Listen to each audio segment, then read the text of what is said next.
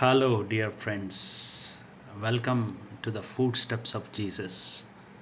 యేసు యొక్క అడుగుజాడలు అనేటువంటి ఈ యొక్క యూట్యూబ్ ఛానల్కి మీ అందరికీ స్వాగతం. మీరందరూ బాగున్నారని నేను అనుకుంటున్నాను. దేవుని కృపలో మీరు ఎదుగుతున్నారని, ఈ ఛానల్ ద్వారా మేలు పొందుతున్నారని నేను ఎంతో ఆలోచిస్తూ ఉన్నాను. ఈ విధంగా మిమ్మల్ని కలుసుకోవటం చాలా సంతోషం. ప్రార్థించండి ఛానల్ అభివృద్ధి కొరకు.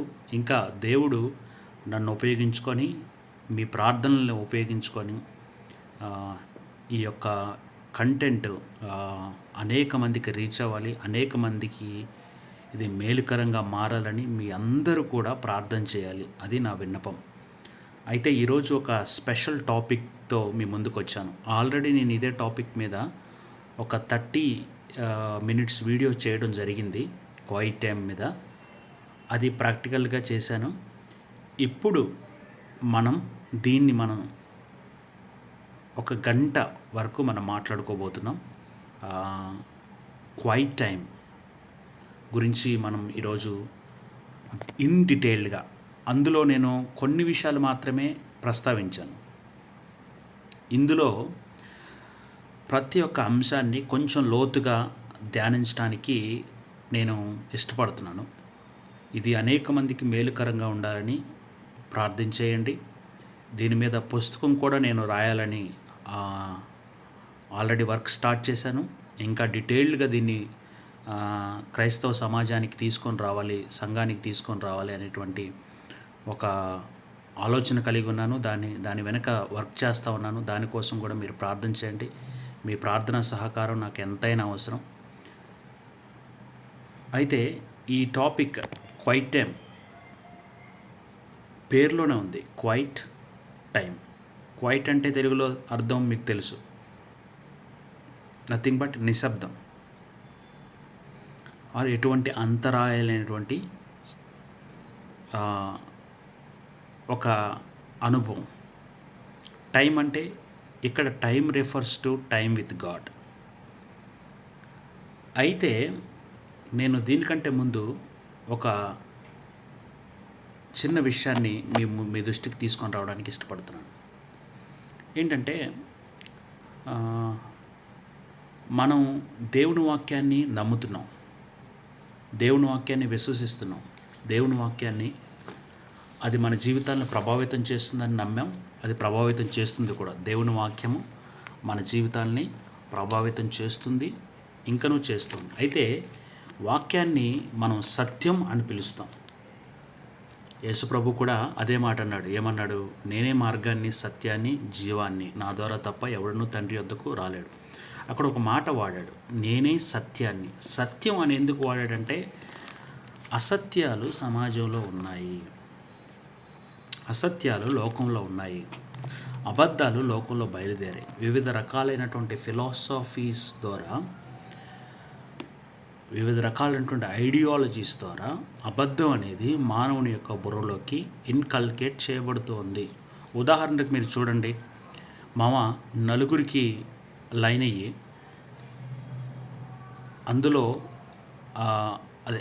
అందులో ఇద్దరిని సెట్ చేసుకో, ఇద్దరిని టేస్ట్ చేయి, ఎవరైనా నీకు నచ్చితే వాళ్ళతో నువ్వు ప్రొసీడ్ అయిపోవచ్చు. ఇటువంటి ఐడియాలజీకి వ్యతిరేకమైనది, భిన్నమైనది, ఆ ఐడియాలజీని ఖండించేది దేవుని వాక్యం. అంటే ప్రపంచంలో, లోకంలో ఇటువంటి ఐడియాలజీస్ ఎన్నో ఉన్నాయి. మై బాడీ మై విల్ అనేటువంటి ఒక ideology. Do it once more, మళ్ళీ చెయ్యి, మళ్ళీ చెయ్యి, ఏం కాదు, you are not accountable, you are no more accountable, అదొక ఐడియాలజీ. అలాంటి ఐడియాలజీస్ ఉన్నాయి. వాటిని వ్యతిరేకించేది, అవి తప్పు అని చెప్పేది సత్యం. మనం దేవుని వాక్యం మన చేతులు పట్టుకున్నప్పుడు మనం సత్యాన్ని పట్టుకుంటున్నాం అనేటువంటి ఒక అవగాహన మనకు కలిగి ఉండాలి. జనరల్గా మనకి పదజాలం వాడి వాక్యం వాక్యం వాక్యం వాక్యం వాక్యం అంటే వాక్యంగానే ఇది నిలిచిపోతుంది. కానీ ఇది దేవుడిచ్చినటువంటి సత్యం అనేటువంటి ఆలోచన బుర్రలోకి మనం ఎక్కించుకోవాలి. మనం వాక్యాన్ని పట్టుకున్నప్పుడు సత్యాన్ని పట్టుకున్నాం, నిజాన్ని పట్టుకున్నాం. మనం ధైర్యంగా ఉండాలి, ఆధారపడాల్సిన అవసరమే లేదు.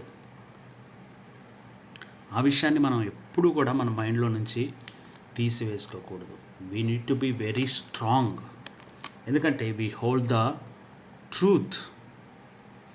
అందుకనే నూతన నిబంధనలో కూడా ఒక వాక్యాన్ని మనం చూస్తాం. సత్యమందు వారిని ప్రతిష్ఠించము, నీ వాక్యమే సత్యము. సత్యవాక్యాన్ని చేతబట్టుకొని మనం లోకమందు జ్యోతుల వలె వెలుగుచున్నాం. అయితే ఇది ఒక పర్స్పెక్టివ్. ఈ సత్యవాక్యం సమాజంగా ఇవ్వబడింది, సంఘానికి ఇవ్వబడింది, వ్యక్తుల కొరకు కమ్యూనిటీకి ఇవ్వబడింది. అట్ ద సేమ్ టైం దేవుడు మానవుడితో, అంటే నీకుగా దేవుడు రాసినటువంటి ప్రేమలేఖ అనేటువంటిది చాలామంది భక్తులు మనకి చెప్తారు. దేవుడే స్వయంగా మానవాళి కోసం ప్రేమలేఖ రాశాడు.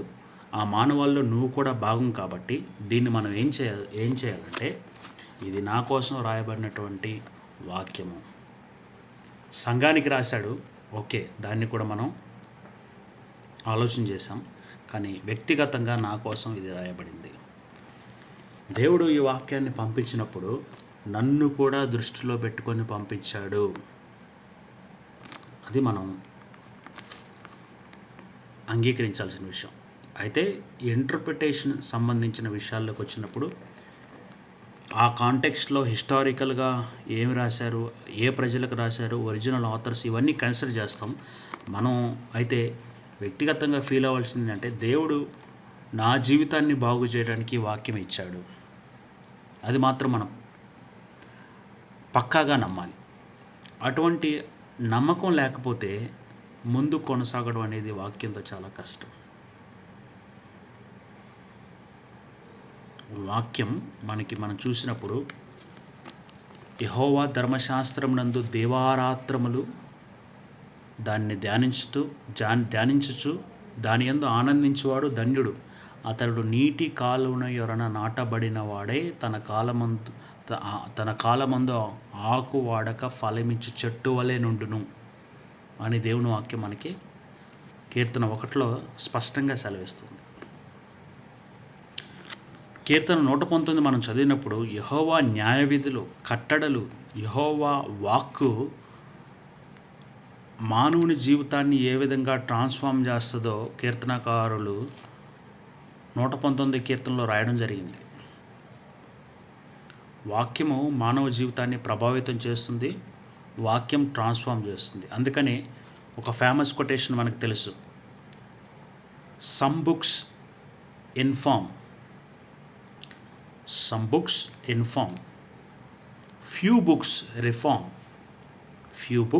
reforms, but Bible transforms.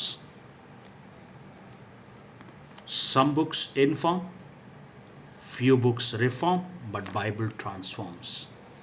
కొన్ని పుస్తకాలు సమాచారాన్ని అందిస్తాయి, మరికొన్ని పుస్తకాలు మార్పును తీసుకొని వస్తాయి. కానీ దేవుని వాక్యం జీవితాలను మారుస్తుంది. మనం ఫ్యూ బుక్స్ రిఫార్మ్స్ అంటే ప్రభావితం చేయొచ్చు, ఇన్ఫ్లుయెన్స్ చేయొచ్చు. కాబట్టి దేవుని వాక్యం జీవితాలనే మారుస్తుంది, ట్రాన్స్ఫార్మ్ చేస్తుంది. ఇది ఇన్నర్ లైఫ్ని ట్రాన్స్ఫార్మ్ చేస్తుంది. అందుకనే మనం దేవుని వాక్యంలో చూసినప్పుడు దేవుని వాక్యాన్ని ఏమనంటే breath by God, inspired by God. దేవుని వాక్యంలో ప్రతి లేఖనము కూడా దైవావేశం వల్ల కలిగినది. అందుకని మనం స్క్రిప్చర్ డాక్ట్రిన్ ఒకసారి మనం పరిశీలన చేసినప్పుడు అందులో స్టేట్మెంటు మనం చూస్తే బైబిల్ గ్రంథంలోని 66 పుస్తకాలు దైవావేశం వల్ల కలిగినవి, అవి లోపరహితమైనవి. వాటికి మన ప్రవర్తన పైన, మన విశ్వాసం పైన పూర్తి అధికారం ఉందని మనం నమ్ముతాం. 66 పుస్తకాలు మాత్రమే దైవావేశం వలన కలిగినటువంటి లేఖనములు. ఇతర మన కొన్ని విశ్వాసాల్లో కొన్ని వేరు పుస్తకాలు కూడా వాళ్ళు జోడించుకోవడం జరిగింది. క్యాథలిక్స్ మీరు తీసుకుంటే సో అయితే క్యాననైజేషన్లో మనకి పితరులు దేవుని యొక్క ఇన్ఫ్లుయెన్స్ ద్వారా, పరిశుద్ధాత్మ దేవుని యొక్క ఆలోచనతో వాళ్ళు ఈ యొక్క 66 పుస్తకాలని వాళ్ళు మరి దైవావేశం వల్ల కలిగిన లేఖనాలని మన చేతిలో తీసుకురావచ్చు. దానికంటే ముందుగా నేను నేర్చుకున్న ఒక సత్యం చెప్పాలంటే, పౌలు ఫిలిప్పీలకు రాస్తూ, let this mind also be in you which was also in Christ Jesus. క్రీస్తు యేసును కలిగిన ఈ మనసును మీరును కలిగి ఉండడి అన్నాడు. అంటే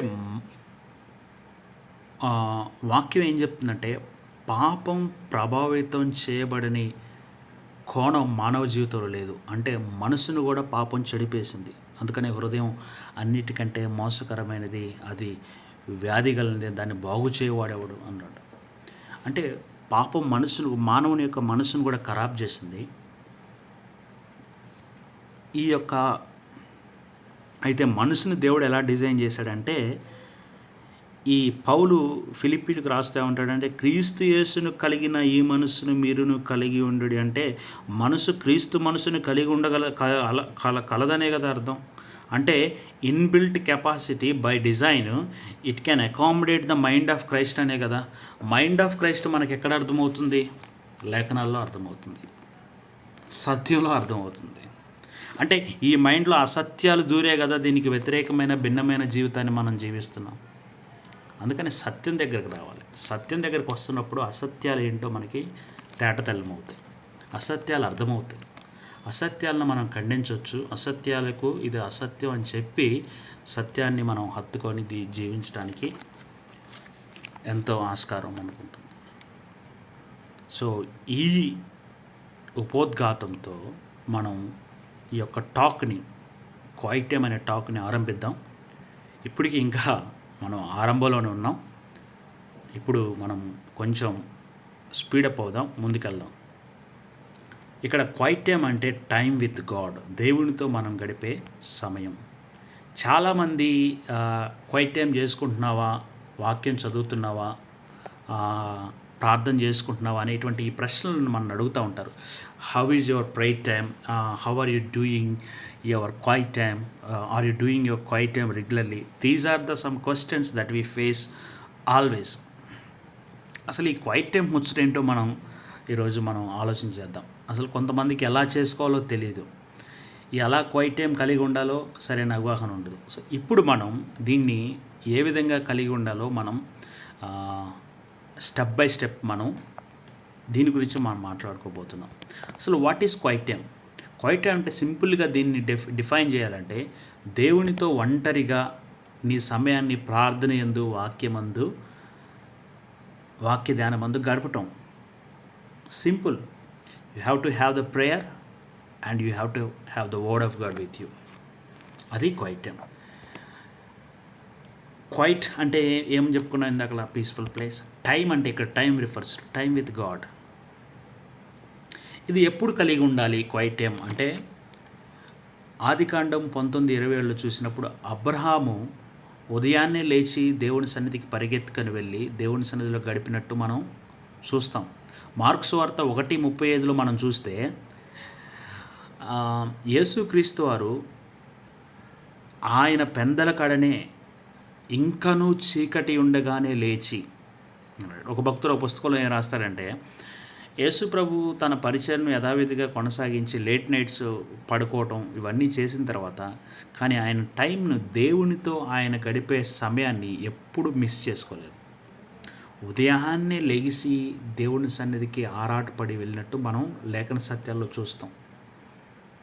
ఆయన గెత్సేమనే తోటలో ప్రార్థించాడు, చెమట రక్త బిందువులుగా మారే విధంగా ప్రార్థించాడు. పేతురు, యాకోబు, యోహానుల్ని ఆయన వెంట తీసుకొని వెళ్ళి వారిని కూడా ప్రార్థన చేయమని అడిగాడు. ప్రార్థన నేర్పించాడు శిష్యులకి. Jesus Christ is our example. He's a man of prayer.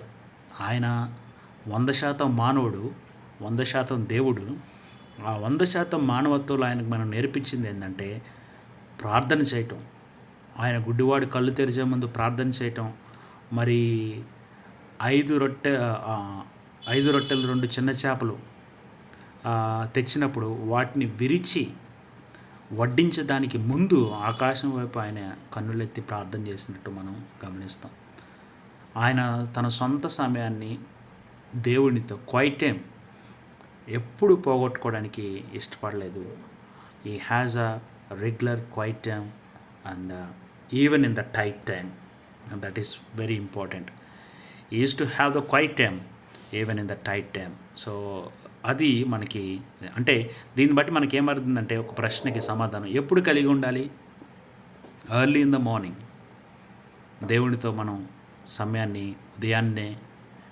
ఉదయాన్నే గడపాలి.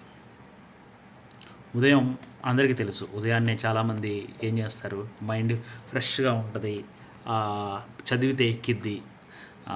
ఉదయాన్నే బ్రెయిన్ ఆల్రెడీ రెస్ట్ తీసుకొని ఉంటుంది కాబట్టి ప్రాసెసింగ్ కెపాసిటీ ఎక్కువ ఉంటుంది, షార్ప్గా ఉంటుంది. ఇవన్నీ మనకు తెలిసినవే. సో అలాంటి సమయంలో మనం వాక్యాన్ని మనం బ్రెయిన్కి పెట్టామనుకోండి, ఈ మనసు అంటే ఈ క్వైట్ ఎవరు కలిగి ఉండాలి? విశ్వాసులకి ఏం జరిగింది?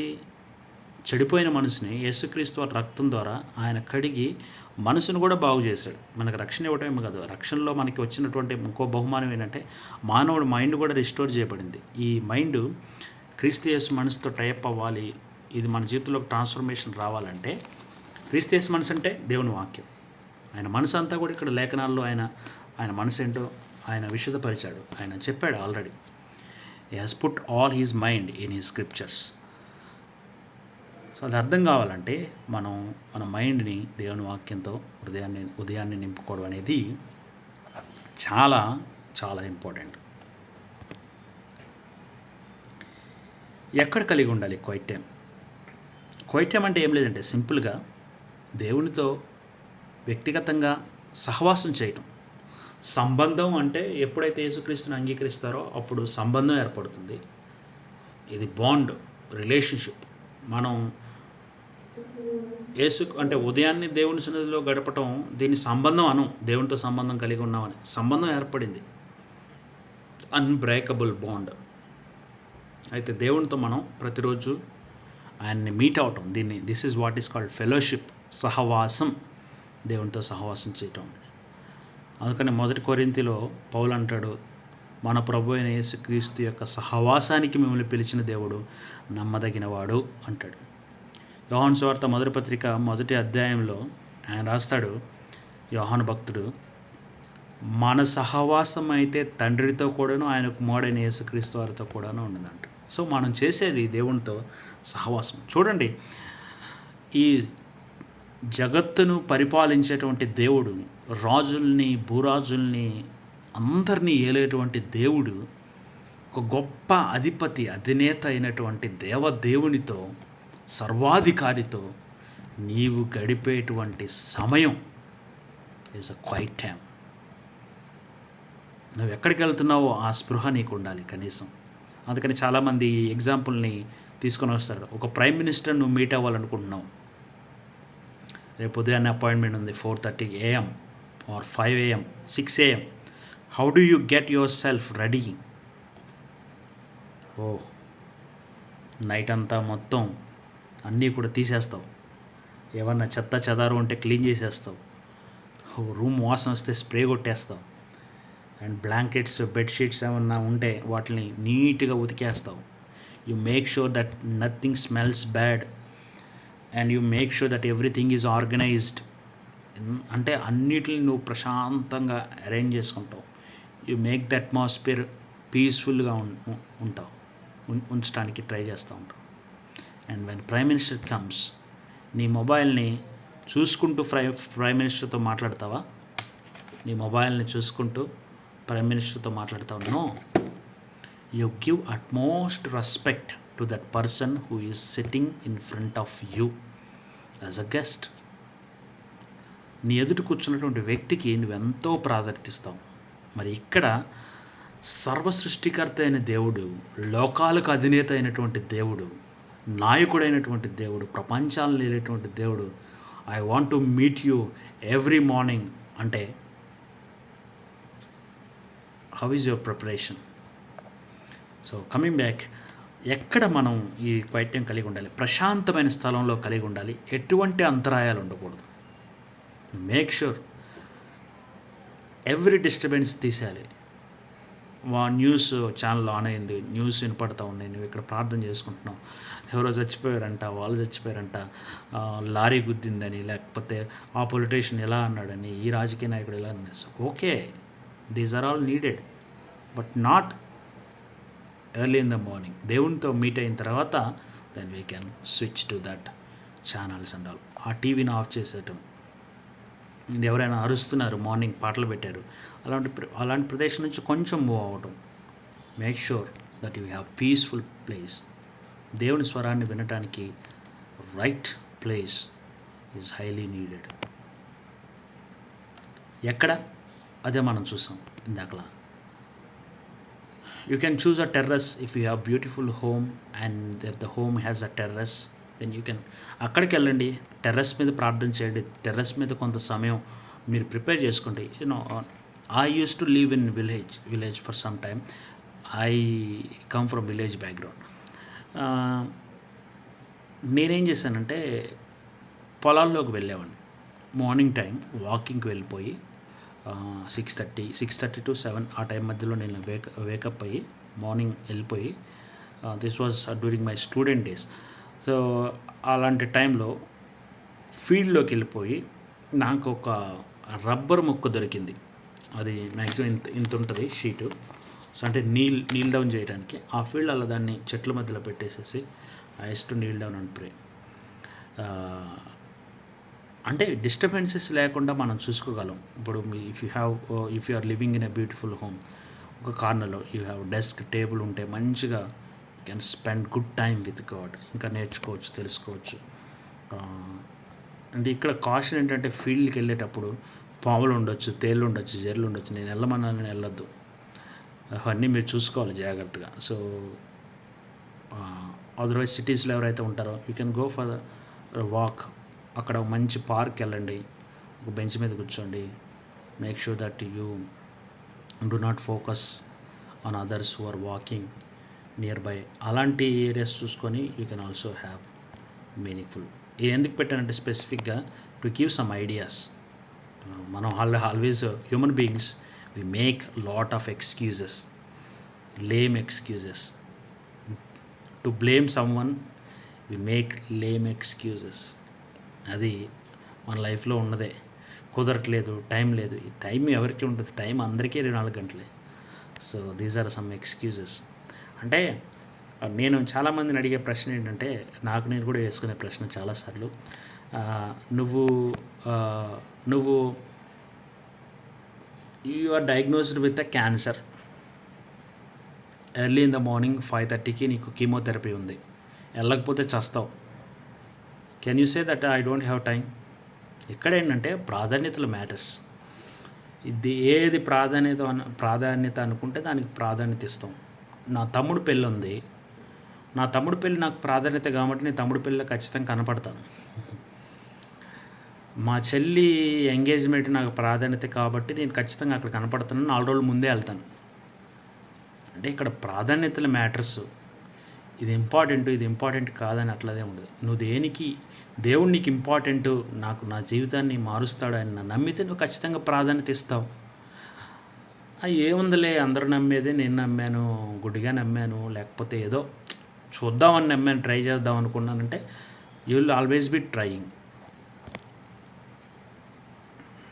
ఈ కొంతమంది ఇంకొక ఎక్స్క్యూజ్ చేస్తారు. అన్న నేను జర్నీలో ఉన్నాను, ఏం చేయాలంటే you have good, beautiful and wonderful apps, Bible apps. YouVersion చాలా మంచి యాప్ ఇది. యూవర్షన్ మల్టిపుల్ లాంగ్వేజెస్లో మనకి అవైలబుల్గా ఉంది. ఇన్బిల్ట్లో అంటే నువ్వు ఒక్క యాప్లోనే మల్టిపుల్ లాంగ్వేజెస్లో నువ్వు వాక్యాన్ని చదవచ్చు. మంచి యాప్ అది కూడా. తర్వాత ఇక్కడ నీకు ఎవర్ నోట్ అనే ఒక యాప్ ఉంది. తర్వాత లేకపోతే ఇప్పుడు వచ్చే ఫోన్లు అన్నింటిలో కూడా ఇన్బిల్ట్ నోట్స్ ఉంది. కొంతసేపు వాక్యాన్ని చదువుకొని, కొంత సమయం ప్రార్థన చేసుకొని, if you are in journey ఖచ్చితంగా దేవునితో సమయం గడపవచ్చు. ఏది ఎక్స్క్యూజ్ కాదు దేవుని సన్నిధిలో గడపడానికి. Don't make any excuses.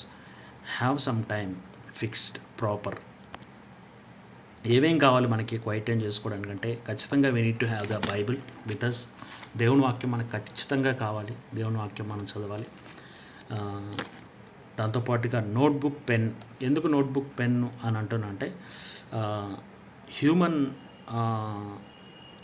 Mind set అంతా కూడా అంటే పురాతన కాలం నుంచి ఇప్పటి వరకు కూడా మనం స్క్రిప్ట్ ఓరియంటెడ్. మనం రాస్తాం, చదువుతాం, మనకి న్యూ థాట్స్ వస్తూ ఉంటాయి కొన్ని. We need to write them down. కొన్ని కనెక్షన్స్ దొరుకుతాయి వాక్యం చదివేటప్పుడు. We need to write them down. నీ క్లాస్ నోట్స్ నువ్వు రాసుకోవా? ఖచ్చితంగా రాసుకుంటావు. దెన్ వై డోంట్ దేవుని వాక్యం జీవితాన్ని ప్రభావితం చేసేటువంటి, మార్చేటువంటి, మార్పును తవ్వుకొని వచ్చేటువంటి, సమాజాలను కట్టినటువంటి, దేశాల చరిత్రను మార్చినటువంటి, వ్యక్తుల చరిత్రను మార్చినటువంటి, కఠినాత్ములను మార్చినటువంటి, కరడుగట్టినటువంటి ఉగ్రవాదులను, తీవ్రవాదుల్ని, నరహంతకుల్ని మార్చినటువంటి దేవుని వాక్యం యొక్క అంత విలువైన వాక్యాన్ని పెన్నుతో ఎందుకు రాసుకోకూడదు? నోట్బుక్ మీద ఎందుకు రాసుకోకూడదు? రాయాలి, ఖచ్చితంగా రాయాలి. స్టూడెంట్స్ ఎవరైనా ఉంటే మీలో ఖచ్చితంగా you have to cultivate the habit of writing. మీరు ఎగ్జామ్స్ కూడా రాస్తారు కదా, వాక్యం రాయడానికి ఏమైంది? ఇంకా సింపుల్గా చెప్పాలంటే వాక్యం రాయడానికి ఏమి నొప్పి? సో ఎగ్జామ్ రాయడానికి నొప్పి లేనప్పుడు, క్లాస్ నోట్స్ రాయడానికి నొప్పి లేనప్పుడు, మన బ్రతుకులను మార్చేటువంటి వాక్యాన్ని మనం రాసుకోవడానికి నొప్పి ఏంటి? అఫ్ కోర్స్ కొంతమంది ఇంటెలిజెంట్ బ్రెయిన్స్ ఉంటాయి, వాళ్ళకి రాయకపోయినా సరే ఎక్కుతుంది. నాలాంటి పూర్ బ్రెయిన్స్ వాళ్ళు ఖచ్చితంగా మనం రాసుకోవాలి. ఆ ఇంటెలిజెన్స్ బ్రెయిన్స్ అయినా కూడా ఎగ్జామ్స్ రాయాలి కదా, అది కూడా ఒక పాయింటేగా మాస్టర్. సో అది we have to be mindful. Notebook కావాలి. ఒక మంచి నోట్బుక్ కొనుక్కోండి. మనకు చాలా తక్కువలో దొరుకుతుంది. 10 రూపీస్కి వస్తుంది, 20 రూపీస్కి వస్తుంది. Right, maintain some good notebook. And ఇది ఎందుకు ఇచ్చానండి? కావాలని మనం మోకరించి ప్రార్థన చేయటం అలవాటు చేసుకోవాలి. కొన్నిసార్లు we have to have the discipline. కొన్నిసార్లు డిసిప్లిన్ కల్టివేట్ చేసుకోవాలంటే ఖచ్చితంగా మనం నీల్ డౌన్ చేయాల్సిందే. సోఫా మీద కూర్చొని ప్రార్థన చేస్తాం, కుర్చీలో కూర్చొని ప్రార్థన చేస్తాం. అలాంటి టైంలో డిసిప్లిన్ మనకి మెయింటైన్ అవ్వదు. బైబిల్లో చాలామంది మోకరించి ప్రార్థన చేయటం మ్యాండేటరీ కాదు, బట్ ఆ డిసిప్లిన్ మనం కల్టివేట్ అయింది. అంటే నా పర్సనల్ ఎక్స్పీరియన్స్, నేను ప్రభువు నమ్ముకున్న దగ్గర నుంచి మోకరించి ప్రార్థన చేయడం అనేది అలవాటు చేసుకున్నాను. కొన్నిసార్లు నేను కూడా కూర్చొని ప్రేయర్ చేస్తాను, బట్ ఇది మాత్రం మోకరించి ప్రార్థన చేయడం నేను ఒక అలవాటుగా పెట్టుకున్నాను. అందుకని మ్యాట్ మీకు అక్కడ పెట్టడం జరిగింది. Don't forget to kneel down before God. సైన్యములకు అధిపతి యెహోవా ముందు మోకరించడానికి ఏమాత్రం మోకరిస్తున్నాం అంటే మన అర్థం ఏంటంటే మనం yes my lord give me command అంటే సైన్యాధిపతి కానీ సైనికుడు కానీ రాజు దగ్గరకు వచ్చి ఏ విధంగా అంటారు? ఒంటి మోకాల మీద నిలబడి yes my lord give me command. So that is what symbolises the kneeling down. దేవుని వాక్యాన్ని ఇంకా మన దావీదు కీర్తనలో గమనిస్తే సాష్టాంగపడి, అంటే మొత్తం పడుకొని దేవుని సరిగా నమస్కరించినట్టు కూడా మనం చూస్తాం. అంతగా తగ్గించుకున్నారు. దేవుని యొక్క సన్నిధిని వాళ్ళు అనుభవించేటప్పుడు మనకి రెఫరెన్స్ రాకపోతే ఇంకేం వస్తుంది?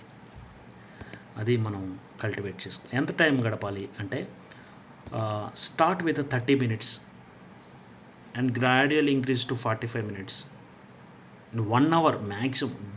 దినంలో 1 గంట ఖచ్చితంగా దేవుని సన్నిధికి ఇవ్వాలి.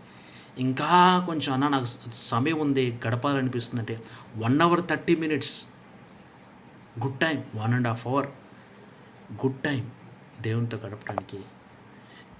ఇది నేను చెప్పేది జస్ట్ బేస్. మిగతా గంటలు దేవుని సన్నిధిలో గడపొద్దు అని నేను చెప్పట్లా. అవి ఆటంకాలు కాదు దేవుని సన్నిధిలో గడపడానికి. ఎప్పుడు ఇంకా గడపండి, 2 గంటలు 3 గంటలు. టైం ఉన్నవాళ్ళు కొంతమంది ఆఫీసులకు వెళ్తూ ఉంటారు, కాలేజెస్కి వెళ్తూ ఉంటారు. Maybe for them it might be bit difficult, but anyway as I told you priorities matter. నేను చెప్పినట్టుగా ప్రాధాన్యతలు, మనం దేనికి ప్రాధాన్యత అనుకుంటాం దానికి ఇస్తాం.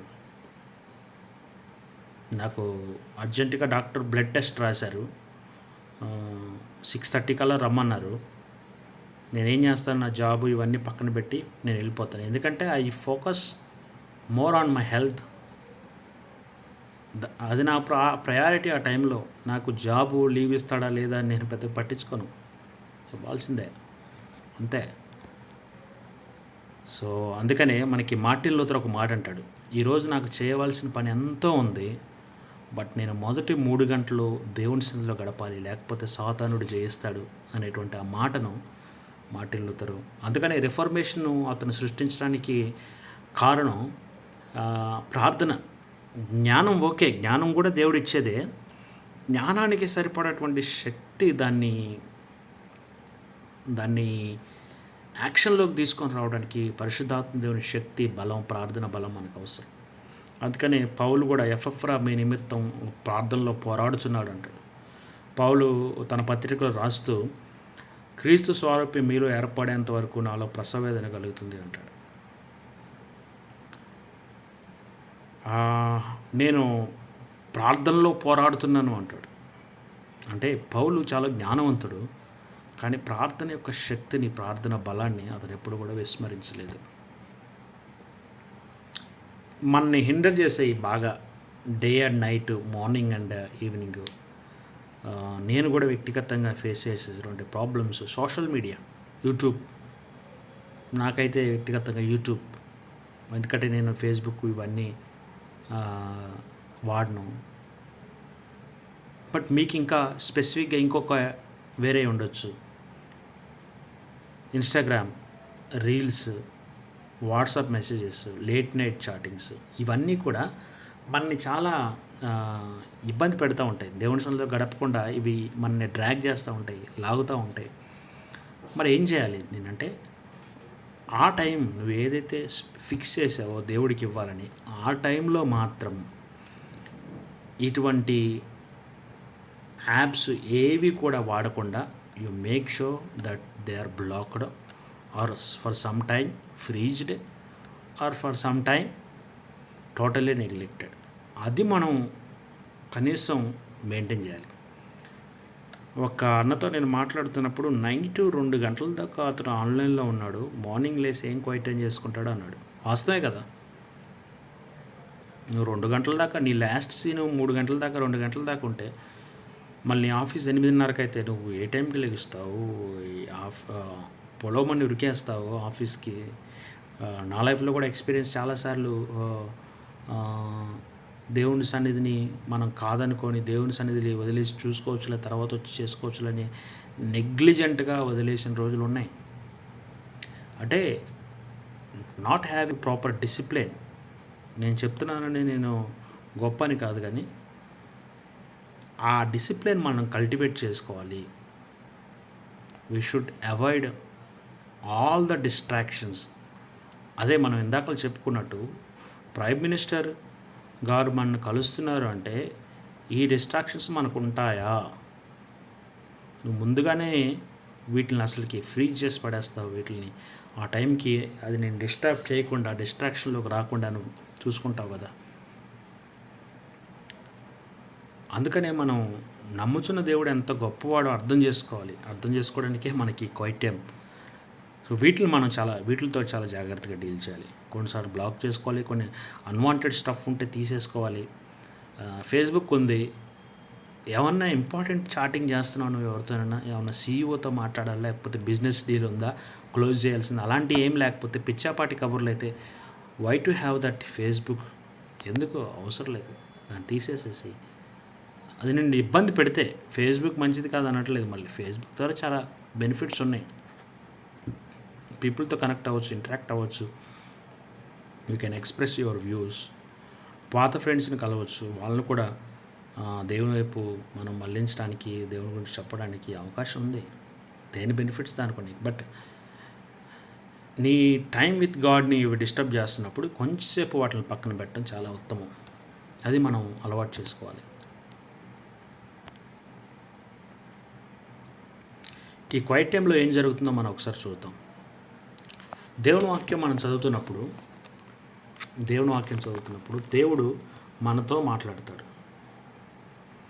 ఎలా మాట్లాడతాడన్న దేవుని స్వరం వినపడదు. ఆకాశం నుంచి, ఓ రాజేషు, సురేషు, ఇదిగో నేను ఈరోజు రాత్రి నీకు ఒక అద్భుతం చూపించబోతున్నాను, అలా కాదు. దేవుని లేఖనాల్లో దేవుని మనసు అంతా, అంటే మానవ జీవితానికి సరిపడినటువంటి వాక్యాన్ని దేవుడు ఆల్రెడీ రాయించి పెట్టేశాడు. ఫర్ ఎగ్జాంపుల్, మీకు ఒక ఎగ్జాంపుల్ చెప్పాలంటే, జారత్వానికి దూరంగా పారిపోండి. దీన్ని ప్రత్యేకంగా దేవుడు ఏం చెప్పాల్సిన అవసరం లేదు, నీ చేయరు, ఆల్రెడీ రాయించి పెట్టాడు. దీన్ని చదువుకుంటే చాలు. వ్యభిచరించవద్దు. నీకు ఒక అమ్మాయిని చూసినప్పుడు, లేకపోతే ఒక అబ్బాయిని చూసినప్పుడు వేరే రకమైన ఫీలింగ్ కలుగుతున్నప్పుడు దేవుడు వాక్యం ఆల్రెడీ వ్యభిచరించొద్దు అని చెప్పింది. ఇంక ప్రత్యేకంగా మాట్లాడాలి, నాకు వినపడాలి స్వరం, ఇట్లాంటివి కాదు. దానికి మనం లోబడాలి. ప్రభువా నాకు సహాయం చేయని దేవుని సన్నిధిలో మనం మొరపెట్టాలి. వాక్యం చదువుతున్నప్పుడు దేవుడు మనతో మాట్లాడతాడు. మన ఆలోచన సరళితో మాట్లాడతాడు, సూటిగా మాట్లాడతాడు, స్పష్టంగా మాట్లాడతాడు. పరిశుద్ధాత్మ దేవుడు ఈ వాక్యాన్ని రాయించాడు. అది కూడా మనం ముందు చూడబోతున్నాం. ఆ దేవుడు మనతో మాట్లాడటానికి ఇష్టపడతాడు. సో వాక్యం చదువుతున్నప్పుడు దేవుడు మనతో మాట్లాడతాడు. కొంతమంది భక్తులు ఇంకా అడ్వాన్స్డ్గా ఆలోచన చేసేదంటే వాక్యాన్ని ప్రార్థనగా, దావీదు కీర్తనలో కొన్నిసార్లు ప్రార్థనలు ఉంటాయి, వాటిని మనం ప్రార్థనగా కూడా చేయొచ్చు. విశ్వాసంలో అభివృద్ధి పొందాలి, మీరు ప్రేమయందు లోతుగా వేరుపారాలని పౌలు పత్రికల్లో ప్రార్థన వాళ్ళ కోసం చేస్తున్నట్టు మనం గమనిస్తాం. అలాంటి సమయంలో అలాంటి ప్రార్థన కూడా మనం చేయొచ్చు. అంటే వాక్యం ప్రార్థన ఎలా చేయాలో కూడా నేర్పించింది మనకి. అది కూడా మనం గుర్తుపెట్టుకోవాలి. అంటే వాక్యం మన జీవితానికి ఏం చేయాలి, ఎలా బ్రతకాలి అనేది మాట్లాడుతూ మనకు నేర్పిస్తూ వెళ్తుంది. అది కూడా మనం మనసులో పెట్టుకోవాలి. ప్రార్థనలో ఏం జరుగుతుంది? ప్రార్థనలో మనం దేవునితో మాట్లాడతాం, అదొక ఎత్తు. రెండోది ఏంటంటే, ప్రార్థన చేస్తారు, ఒక అంశం కోసం ప్రార్థన చేస్తున్నప్పుడు దేవుడు ఆ అంశం కోసం ప్రార్థన చేస్తున్నప్పుడు ఆ అంశం విషయంలో మనకి ఒకవేళ దేవుడు ఇష్టం కాకపోతే, అది దేవుని చిత్తం కాకపోతే, ఆ అంశం విషయంలో మనసుని చంపేస్తాడు. అంటే ప్రార్థనలో కూడా ఏం జరిగిద్దంటే, ప్రార్థనలో కూడా దేవుడు మనతో మెల్లని స్వరంతో మాట్లాడటం అనేది జరుగుతుంది. అప్పుడు ఆటోమేటిక్గా మనకే ఆ అంశం పట్ల ఇష్టం అనేది పోతుంది. అంటే దాని అర్థం దేవుడు వద్దంటున్నాడని. దేవుడు ప్రేమతో చేసేటువంటి పని ఇది మనకి. ఇది మనం వాక్యం ద్వారా దేవుడు నీతో మాట్లాడతాడు. నీ ఆలోచన విధానాన్ని సరిచేస్తాడు. నీ మనసుతో మాట్లాడతాడు, నీకు సూటిగా మాట్లాడతాడు, కఠినంగా మాట్లాడతాడు, ప్రేమతో మాట్లాడతాడు, మృదువుగా మాట్లాడతాడు, నీకు బోధ చేస్తాడు, హితవాక్యాలు చెప్తాడు, నేను నడిపిస్తాడు, ఏది మంచో ఏది చెడో చెప్తాడు, ఏ మార్గంలో నడవాలో చెప్తాడు, ఎవరితో ఎలా మాట్లాడాలో చెప్తాడు, ఎవరితో ఎంత సమాధానంగా ఉండాలో చెప్తాడు, ఎవరిని ఎలా మనం గెలుచుకోవాలో చెప్తాడు, శత్రువుని ఎలా ప్రేమించాలో చెప్తాడు, మిత్రుని ఎలా మనం కాపాడుకోవాలో చెప్తాడు. ఇన్ని రకాలైనటువంటి బోధ దేవుని వాక్యం మనకి చేస్తూనే ఉంటుంది. మనకి సామెతలు చదివినప్పుడు అసలుకి యవ్వన జీవితంలో మనం ఏ విధంగా నిలబడాలి, మన బ్రతుకంతట్లో మనం ఎంత డిసిప్లైన్గా ఉండాలి, ఏం చేయాలి అనేది సామెతల గ్రంథంలో మనకి వ్రాయబడి ఉంది. అలాంటి కీర్తనల గ్రంథంలో దావీదు ప్రార్థనలు, దేవుని స్తుతించిన విధానం, ఇవన్నీ కూడా ఎన్నో ఎన్నో ఎన్నో ఎన్నో అద్భుతమైన సత్యాల గవినిది. మనం తవ్వుకున్నోడికి తవ్వుకున్నంత సత్యం, అనుభవించినోడికి అనుభవించినంత జీవం. అందుకని యేసుప్రభు కూడా నేనే జీవాన్ని కూడా అన్నాడు, నేనే మార్గాన్ని అన్నాడు. ఇది మార్గం, ఇది జీవం, ఇది సత్యం. సో అటువంటి స్పృహ మనం కలిగి ఉండాలి. ప్రార్థనలో నువ్వు దేవునితో మాట్లాడుతావు. ఏం జరుగుతుంది క్వైట్ టైం? అసలు ఈ క్వైట్ టైం పర్పస్ ఏంటి? ఎందుకు చేసుకోవాలి అంటే, ఫస్ట్ ఇది మన స్పిరిచువల్ బాండ్ గురించి మాట్లాడుతుంది. యోహాను సువార్త 1:9 ఇది మనకి ఆత్మ వలన మనం బ్రతికాము, ఇది మనకి దేవునితో మనకి సంబంధం ఏర్పడింది. యోహాను సువార్త 1:12 కూడా తన ఎందరంగీకరించెదరో అనగా తన నామందు విశ్వసించిన వారికి దేవుని బిడ్డలగుటకు ఆయన అధికారం అనుగ్రహించాడు. మనం దేవుని బిడ్డలయ్యాము, మనకు ఆ బాండింగ్ ఏర్పడింది. ఈ బాండ్లో ఎదగాలంటే, ఆత్మీయంగా మనం స్పిరిచువల్గా గ్రో అవ్వాలంటే ఖచ్చితంగా దేవుని వాక్యాన్ని మనం చదవాలి. అందుకని ఒకసారి మనం పేతురు 2:22 ఒకసారి మనం చూద్దాం. ఓపెన్ చేస్తే మీరు మీ బైబిల్స్, పేతురు 2:22.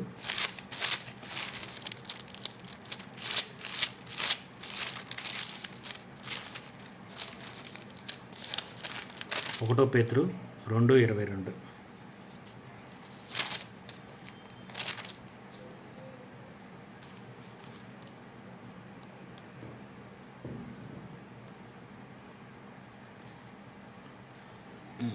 20 నుంచి చదువుతాం.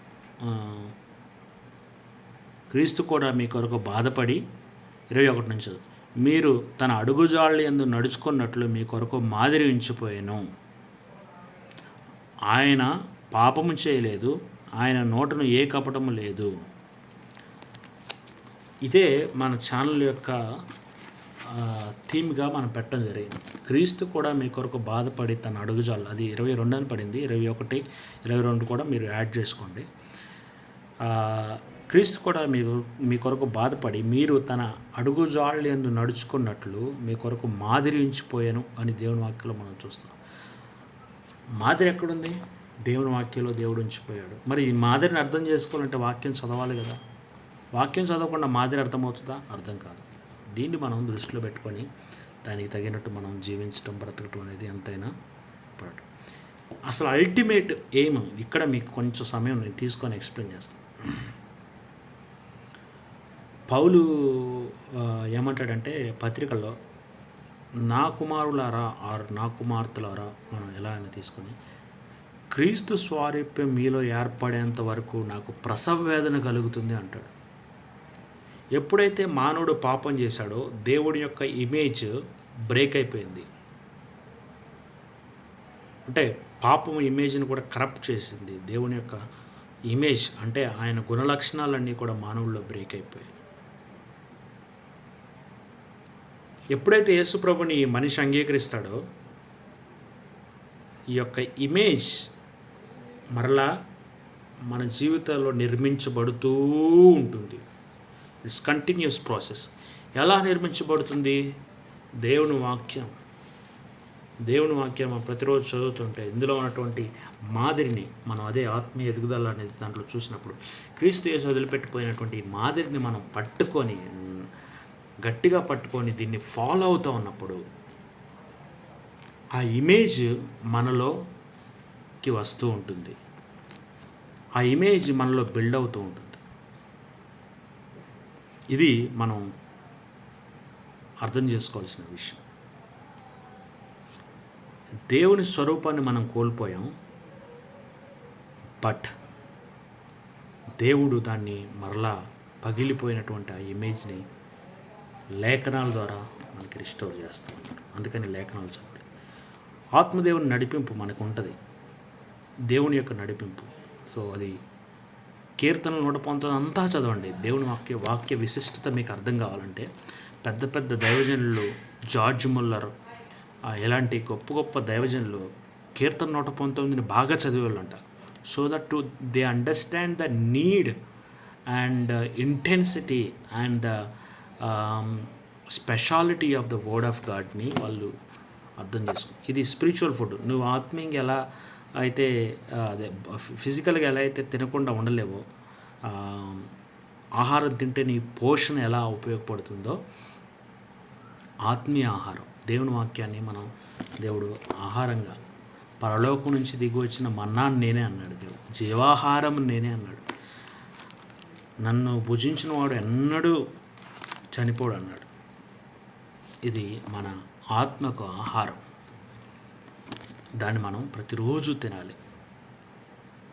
అందుకని చాలామంది అడుగుతారా, నాకు వైద్యం చేసుకోవడానికి నాకు టైం లేదన్నా అని అంటే, నేను ఒకటే ఒక ప్రశ్న వాళ్ళని ఎక్కువసార్లు అడుగుతూ ఉంటాను. ఏంటంటే, ఈరోజు తిన్నావా అంటాడు. తిన్నాను అంటాడు. ఎన్నిసార్లు? 3 సార్లు. 3 సార్లు తినడానికి టైం ఉంది, దేవుని వాక్యం చదవడానికి టైం లేదు. తిండి మీద ఎంత ఆశ ఉందో మనకు చూడండి. అదే ఇందాక చెప్పినట్టు ప్రయారిటీస్ మ్యాటర్. నువ్వు భౌతికంగా తింటున్నప్పుడు ఒకటే గుర్తుపెట్టుకో, ఆత్మీయ ఆహారం తిన్నావా లేదా అనేది క్వశ్చన్ వేసుకో. That solves the problem. అయితే నేను ఇందాక చెప్పినట్టు ప్రైమ్ మినిస్టర్ కలవడానికి వెళ్తున్నావు, న్యాయాధిపతిని కలవడానికి వెళ్తున్నాం, సైన్యాధిపతిని కలవడానికి వెళ్తున్నాం, రాజుని కలవడానికి వెళ్తున్నాం, నాయకుడిని కలవడానికి వెళ్తున్నాం, రాజ్యాలనేటువంటి ప్రభు సర్వాధికారిని కలవడానికి వెళ్తున్నాం. నీకు ఆఫ్టర్ ఆల్ ప్రైమ్ మినిస్టర్కి సిద్ధపాటు ఉంటే మరి సృష్టికర్తకి నువ్వు కలవడానికి సిద్ధపడ అవసరం లేదు. అందుకని రాత్రి పడుకునే ముందే యు సెటప్ యువర్ మైండ్. దేవుని అడుగు, దేవుని సన్నిధిలో సంతోషం గడపడానికి మైండ్ ఆ పవర్ని దేవుడు ఇచ్చేలాగా దేవుణ్ణి అడుగు. అని దేవుణ్ణి అడుగు, ప్రభా నన్ను లేపు, నీ సన్నిధిలో అనుభవించాలనుకుంటున్నాను, నేను సన్నిధిలో గడపాలనుకుంటున్నాను దేవుణ్ణి అడుగు. దేవా నాతో మాట్లాడు అని దేవుణ్ణి నీవు హృదయపూర్వకంగా అడుగు. దేవుడు నీతో ముచ్చటించడానికి రెడీగా ఉన్నాడు ఆల్రెడీ. ఖచ్చితంగా నీతో మాట్లాడతాడు. ఇప్పుడు మనం ప్రార్థన గురించి చూద్దాం. ప్రార్థన ఎలా చేయాలనే చాలామంది అంటారు. ప్రార్థన పదాలతో వల్లించేది కాదు. సర్వాధికారం కలిగిన గొప్ప దేవా, సర్వ సృష్టికర్త అయిన ఆది సంభూతుడు అయిన, ఈ పదాలకు అర్థాలు తెలియకుండానే చాలామంది మన వాళ్ళు మాట్లాడుతూ ఉంటారు. అల్ఫా ఒమేగయు నీవైన దేవా. అల్ఫా ఒమేగా అంటే ఏందో కూడా వాళ్ళు చెప్పలేరు కొన్నిసార్లు. అసలు అల్ఫా అంటే ఏంటి, అసలు అది ఏ లాంగ్వేజ్ వాడతారు? అలాంటి పదాలకు అర్థం తెలియకుండా యుగ యుగములు సర్వాధికారియగున దేవుడుగాను సజీవుడుగాను.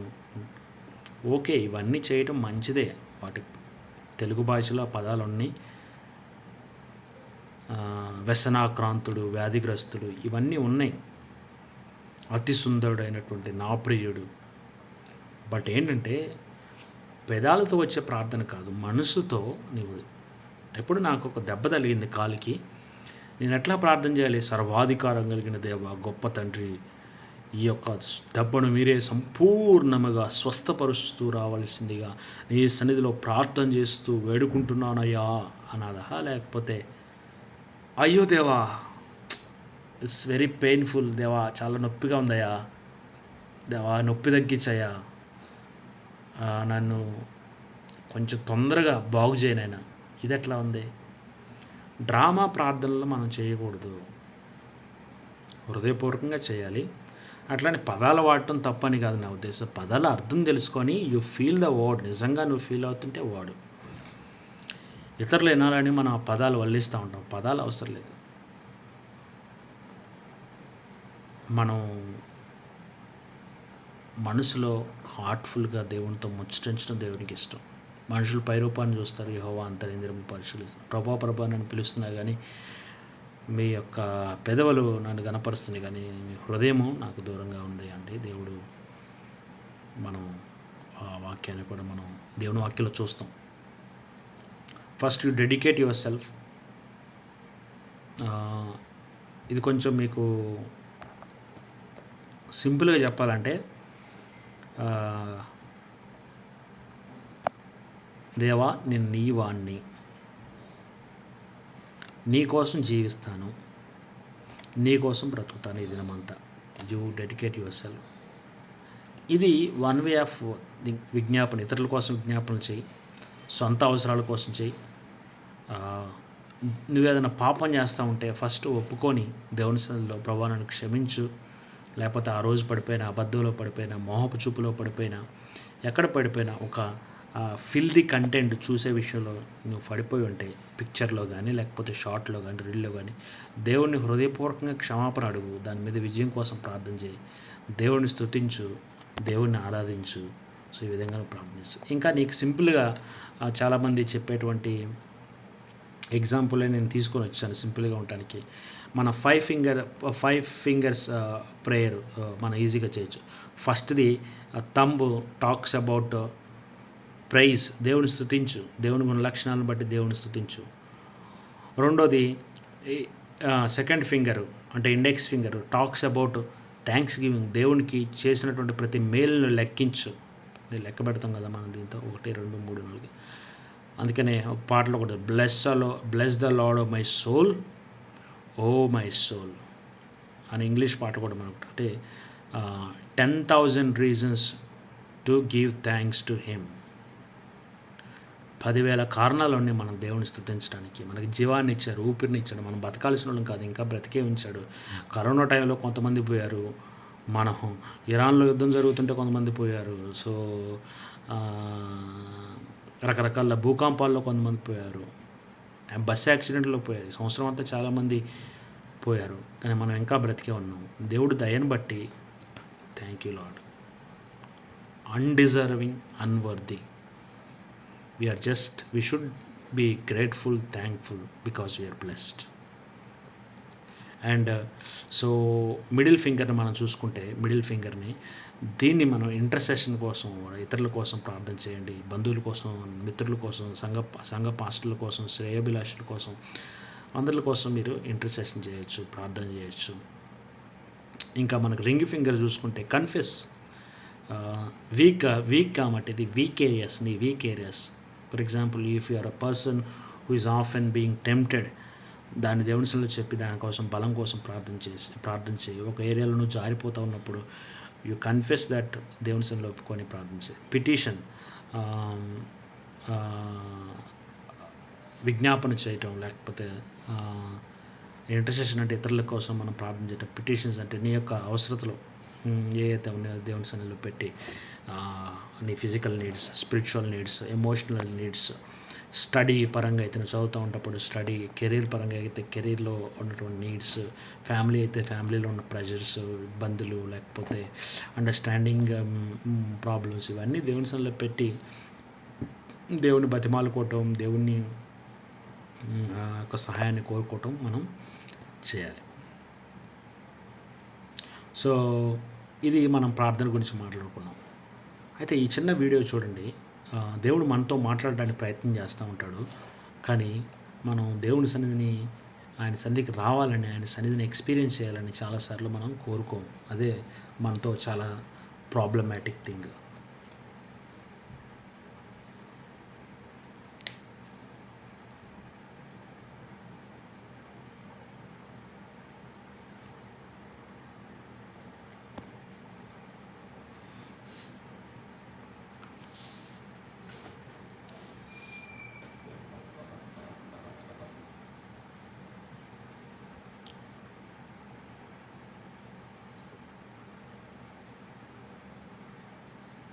అడుగుతూ ఉన్నాడు దేవుడు, నాకు ప్రార్థన చేయి, నాకు మొరపెట్టాను, నేను గొప్పగా చేశాను అంటా ఉన్నాడు.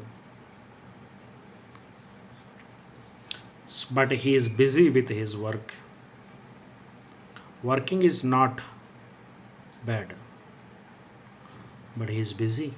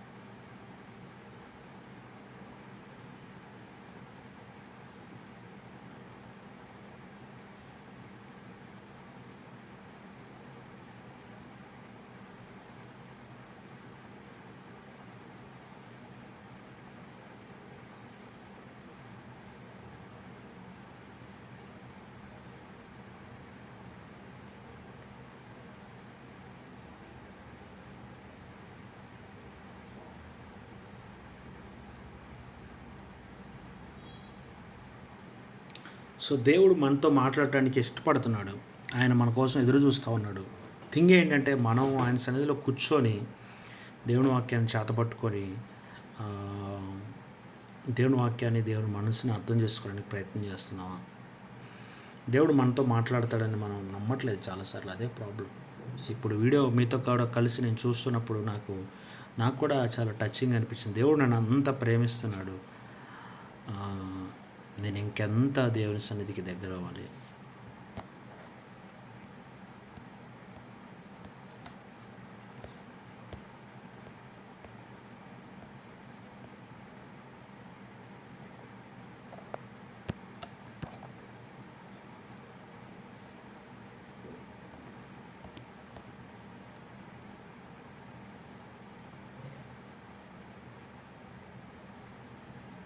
Just minute.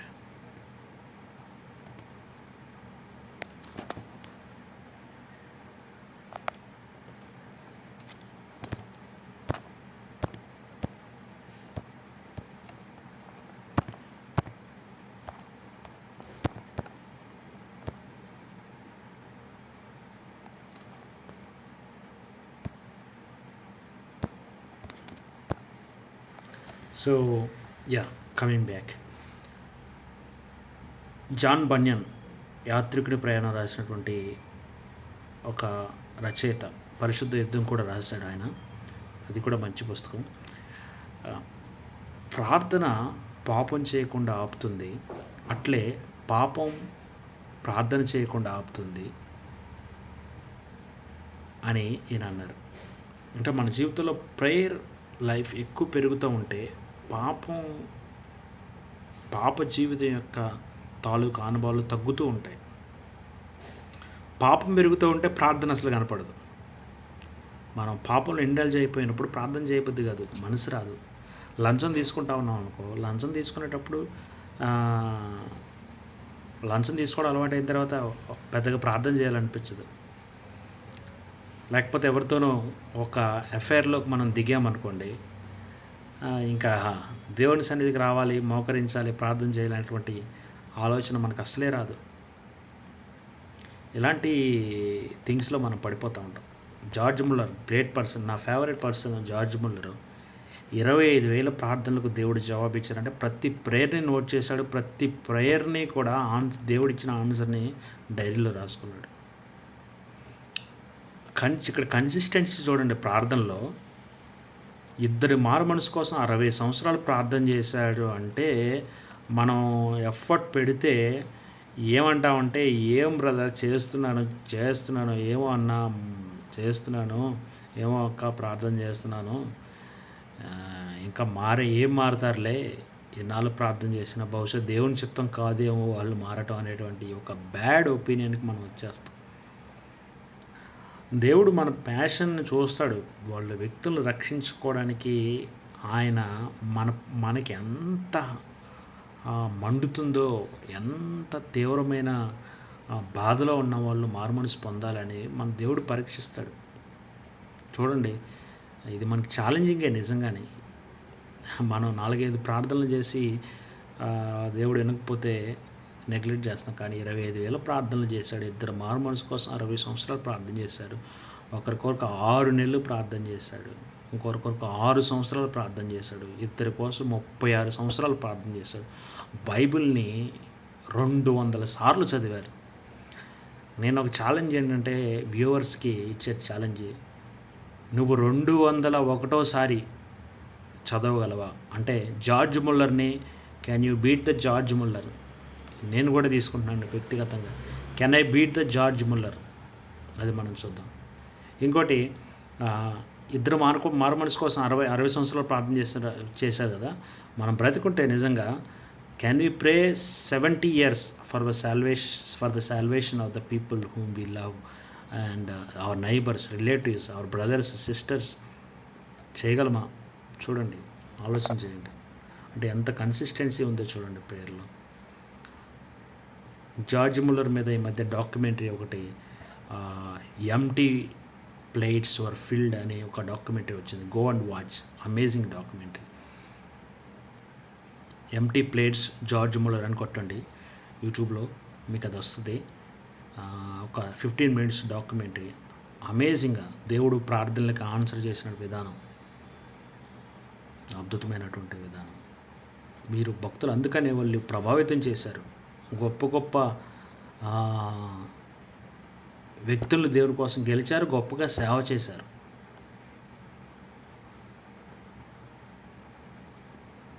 సో ఇప్పుడు మనం ప్రార్థన గురించి మనం కొద్దిసేపు మాట్లాడుకున్నాం, ప్రార్థన యొక్క ఇంపార్టెన్స్. దానికంటే ముందు ఒక్క చిన్న పాయింట్ టచ్ చేస్తాను. మనం ప్రార్థన చేస్తాం డైలీ.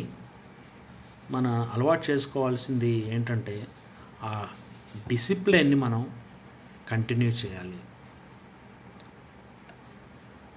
ఒక 2 రోజులు క్వైటన్ చేసి 3 రోజులు వదిలేసి మళ్ళీ 4 రోజులు అంటే భోజనం కూడా అట్లానే చేస్తాం? చేయం కదా. ఖచ్చితంగా you have to have that consistency. అది ప్రేయర్ లైఫ్ కలిగి ఉండాలి ఖచ్చితంగా. ఒక 30 మినిట్స్ 25 మినిట్స్ రెగ్యులర్గా prayer time you have to have that. ఇప్పుడు మనం ప్రార్థన గురించి ముగించాం. వాక్యం ఏ విధంగా చదవాలి, వాక్యాన్ని అర్థం చేసుకోవాలంటే పరిశుద్ధాత్మ దేవుని యొక్క సహాయం మనకు అవసరం. ఇదిగో చూడండి, ఈ వాక్యాన్ని ఏ దేవుడైతే రాశాడో, ఎవరు రాశారు ఇది?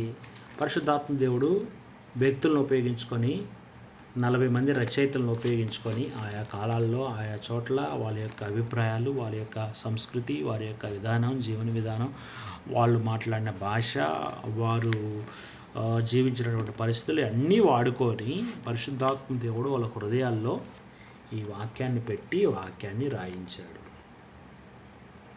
అయితే మారుమనసు పొందినప్పుడు ఏం జరుగుతుంది విశ్వాస జీవితంలో? ఏ దేవుడైతే ఈ వాక్యాన్ని రాశాడో అదే దేవుడు హృదయంలోకి వస్తారు. ఆయన పరిశుద్ధాత్మ దేవుడు. యోహాను సువార్త 14:17 ఆయన మీతో ఉండును, మీలో ఉండును, సత్యస్వరూపైన ఆదరణకర్త. సో ఆయన దగ్గరికి మనం అప్రోచ్ అయ్యేటప్పుడు, వాక్యం దగ్గరికి అప్రోచ్ అయ్యేటప్పుడు ఆత్మదేవుడు హృదయంలో ఉన్నాడు. ఆత్మదేవుడు మనతో మాట్లాడతాడు. ఎందుకంటే రాసిన వ్యక్తే, ఆతరే నీతో కూర్చుంటున్నాడు. అందుకని వాక్యం చదివేటప్పుడు ఆత్మదేవుని యొక్క సహాయం లేకుండా చదివితే మనం వాక్యాన్ని అర్థం చేసుకోలేము. ఇక్కడ ఇంకొక తప్పుడు అభిప్రాయం ఉంది. ఏంటంటే ఆత్మదేవుని సహాయం అర్థం చేసుకుంటాం, కానీ వ్యక్తులు రాసిన పుస్తకాలు ఏవైతే ఉన్నాయో అవి మాత్రం మేము చదవము, ఎందుకంటే మేము టోటల్గా పరిశుద్ధాత్మ దేవుని మీద డిపెండ్ అవుతాము.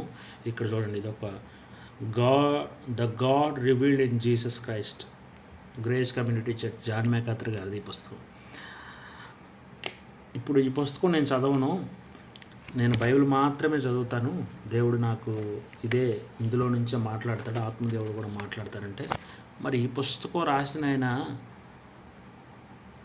ఇది అర్థం చేసుకొని కాదా రాసింది? ఇది అర్థం చేసుకొని రాశాడు. ఎవరి సహాయంతో అర్థం చేసుకున్నాడు? ఆత్మ సహాయంతోనే అర్థం చేసుకున్నాడు. కొన్నిసార్లు మనకు అర్థం కానప్పుడు దీన్ని చదువుకోవడం మంచిదే కదా.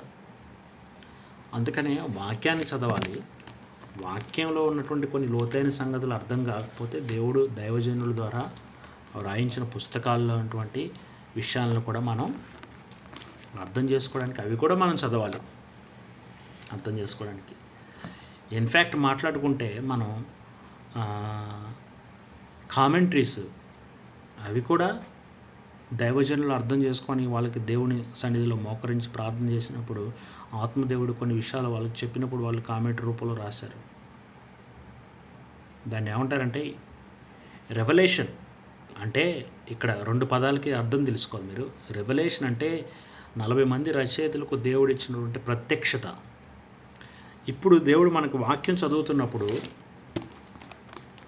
మనం చదువుతున్నప్పుడు దేవుడు మనకి రెవల్యూషన్ ఇవ్వడు, ఇల్యూమినేషన్ ఇస్తాడు. ఇల్యూమినేషన్ అంటే వెలిగింపు. వాక్యం వెలిగింపిస్తాడు. వాక్యం చదువుతూ ఉన్నప్పుడు వెలిగింపిస్తాడు. అంటే పరిశుద్ధాత్మ దేవుడు దీంట్లో ఇల్యూమినేట్ చేస్తాడు.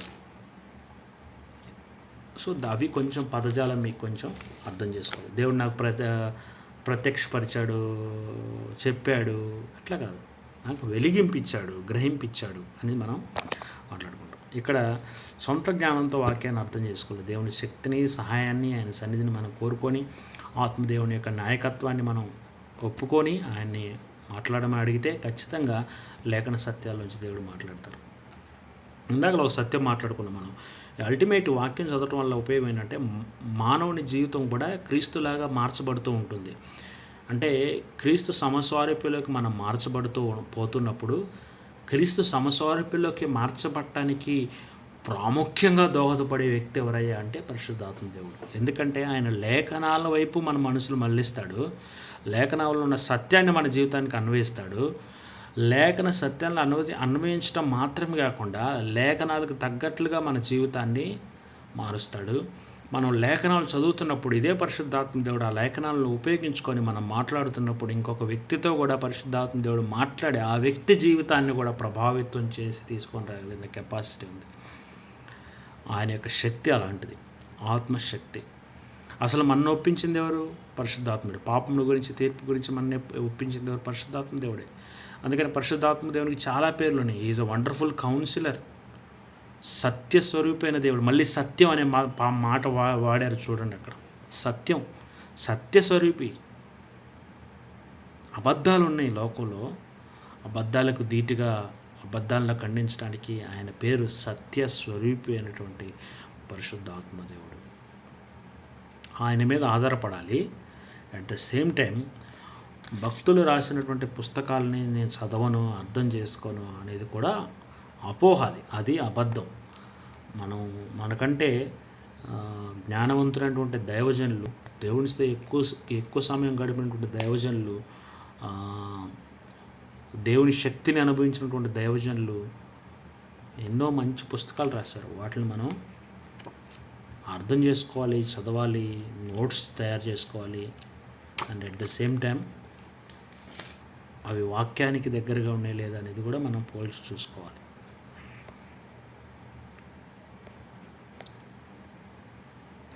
ఎలా చదవాలి వాక్యాన్ని అంటే, ర్యాండమ్గా ఇప్పుడు లాటరీ పద్ధతిలో చదవకూడదు. ఇప్పుడు చాలామంది చేసేటువంటి ఒక ప్రాబ్లం ఏంటంటే, ఇంకోండి చూడండి, ప్రభా ఈరోజు నువ్వేదో నాతో మాట్లాడు నేను దీనికి చెట్లు ఊపుతారు.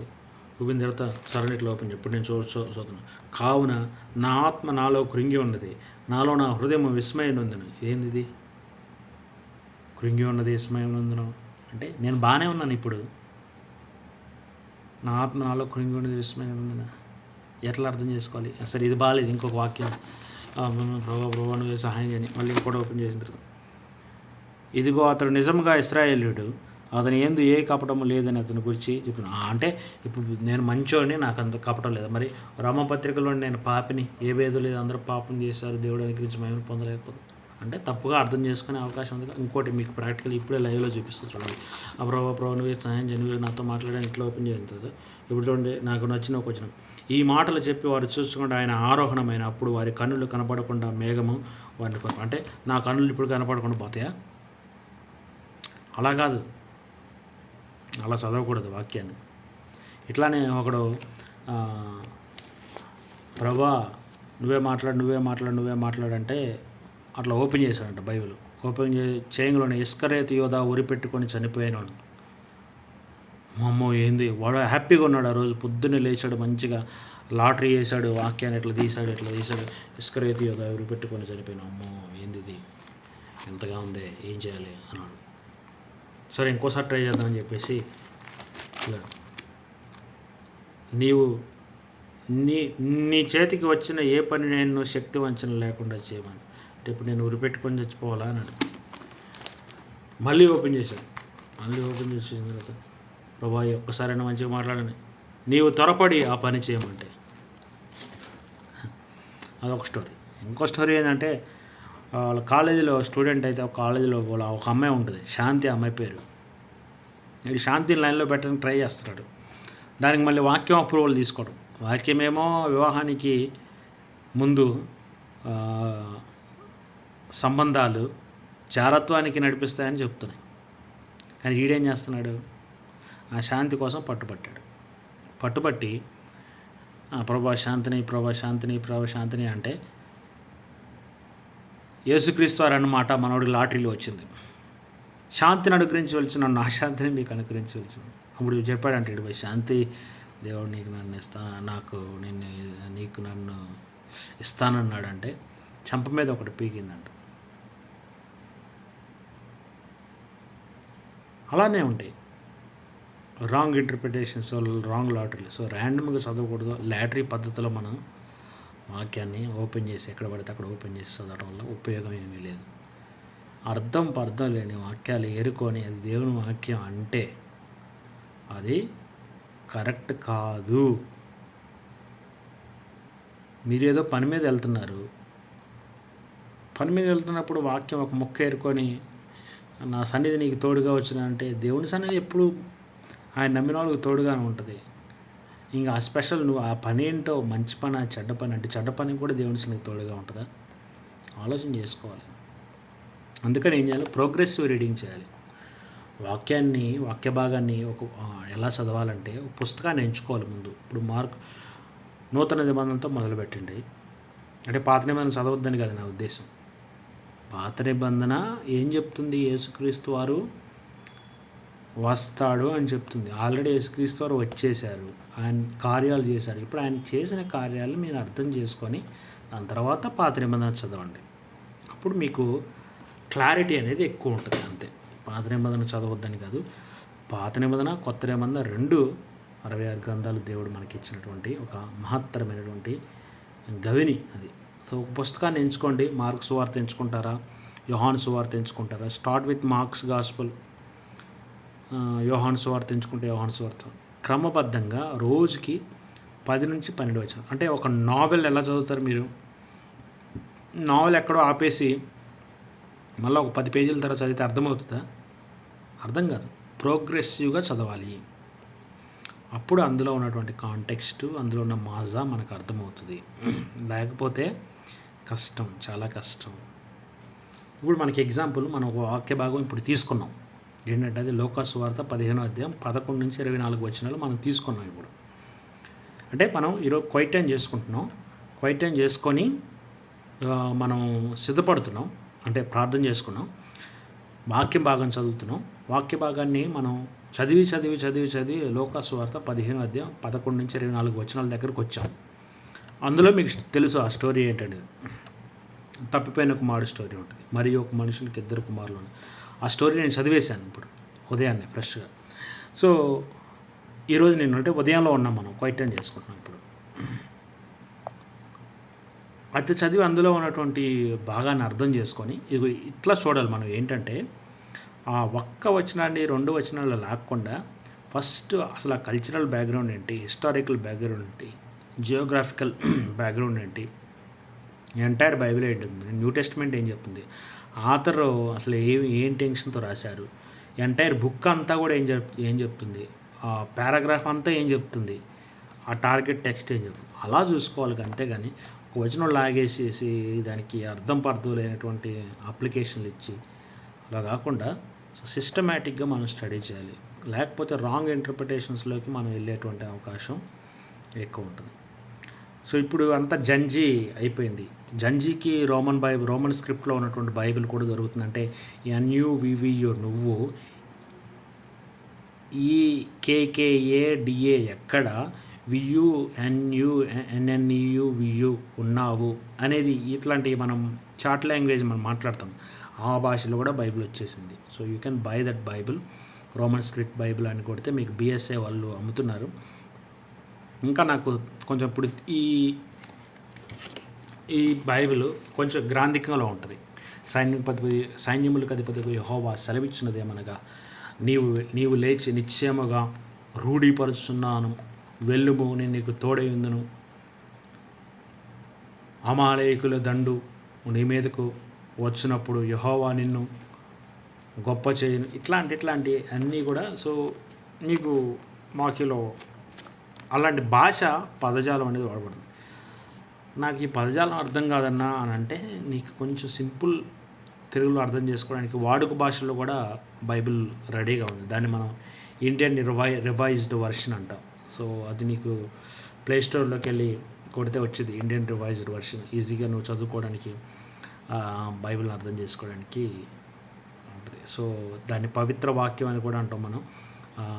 అది కూడా సరళమైన భాషలో అర్థం చేసుకోవడానికి యూజ్ అవుతుంది. ఇప్పుడు మీరు వాక్యాన్ని ఎంచుకున్నారు. ఇందాక మనం లూకా సువార్త 15 ఎంచుకున్నాం, వాక్య భాగాన్ని ఎంచుకున్నాం.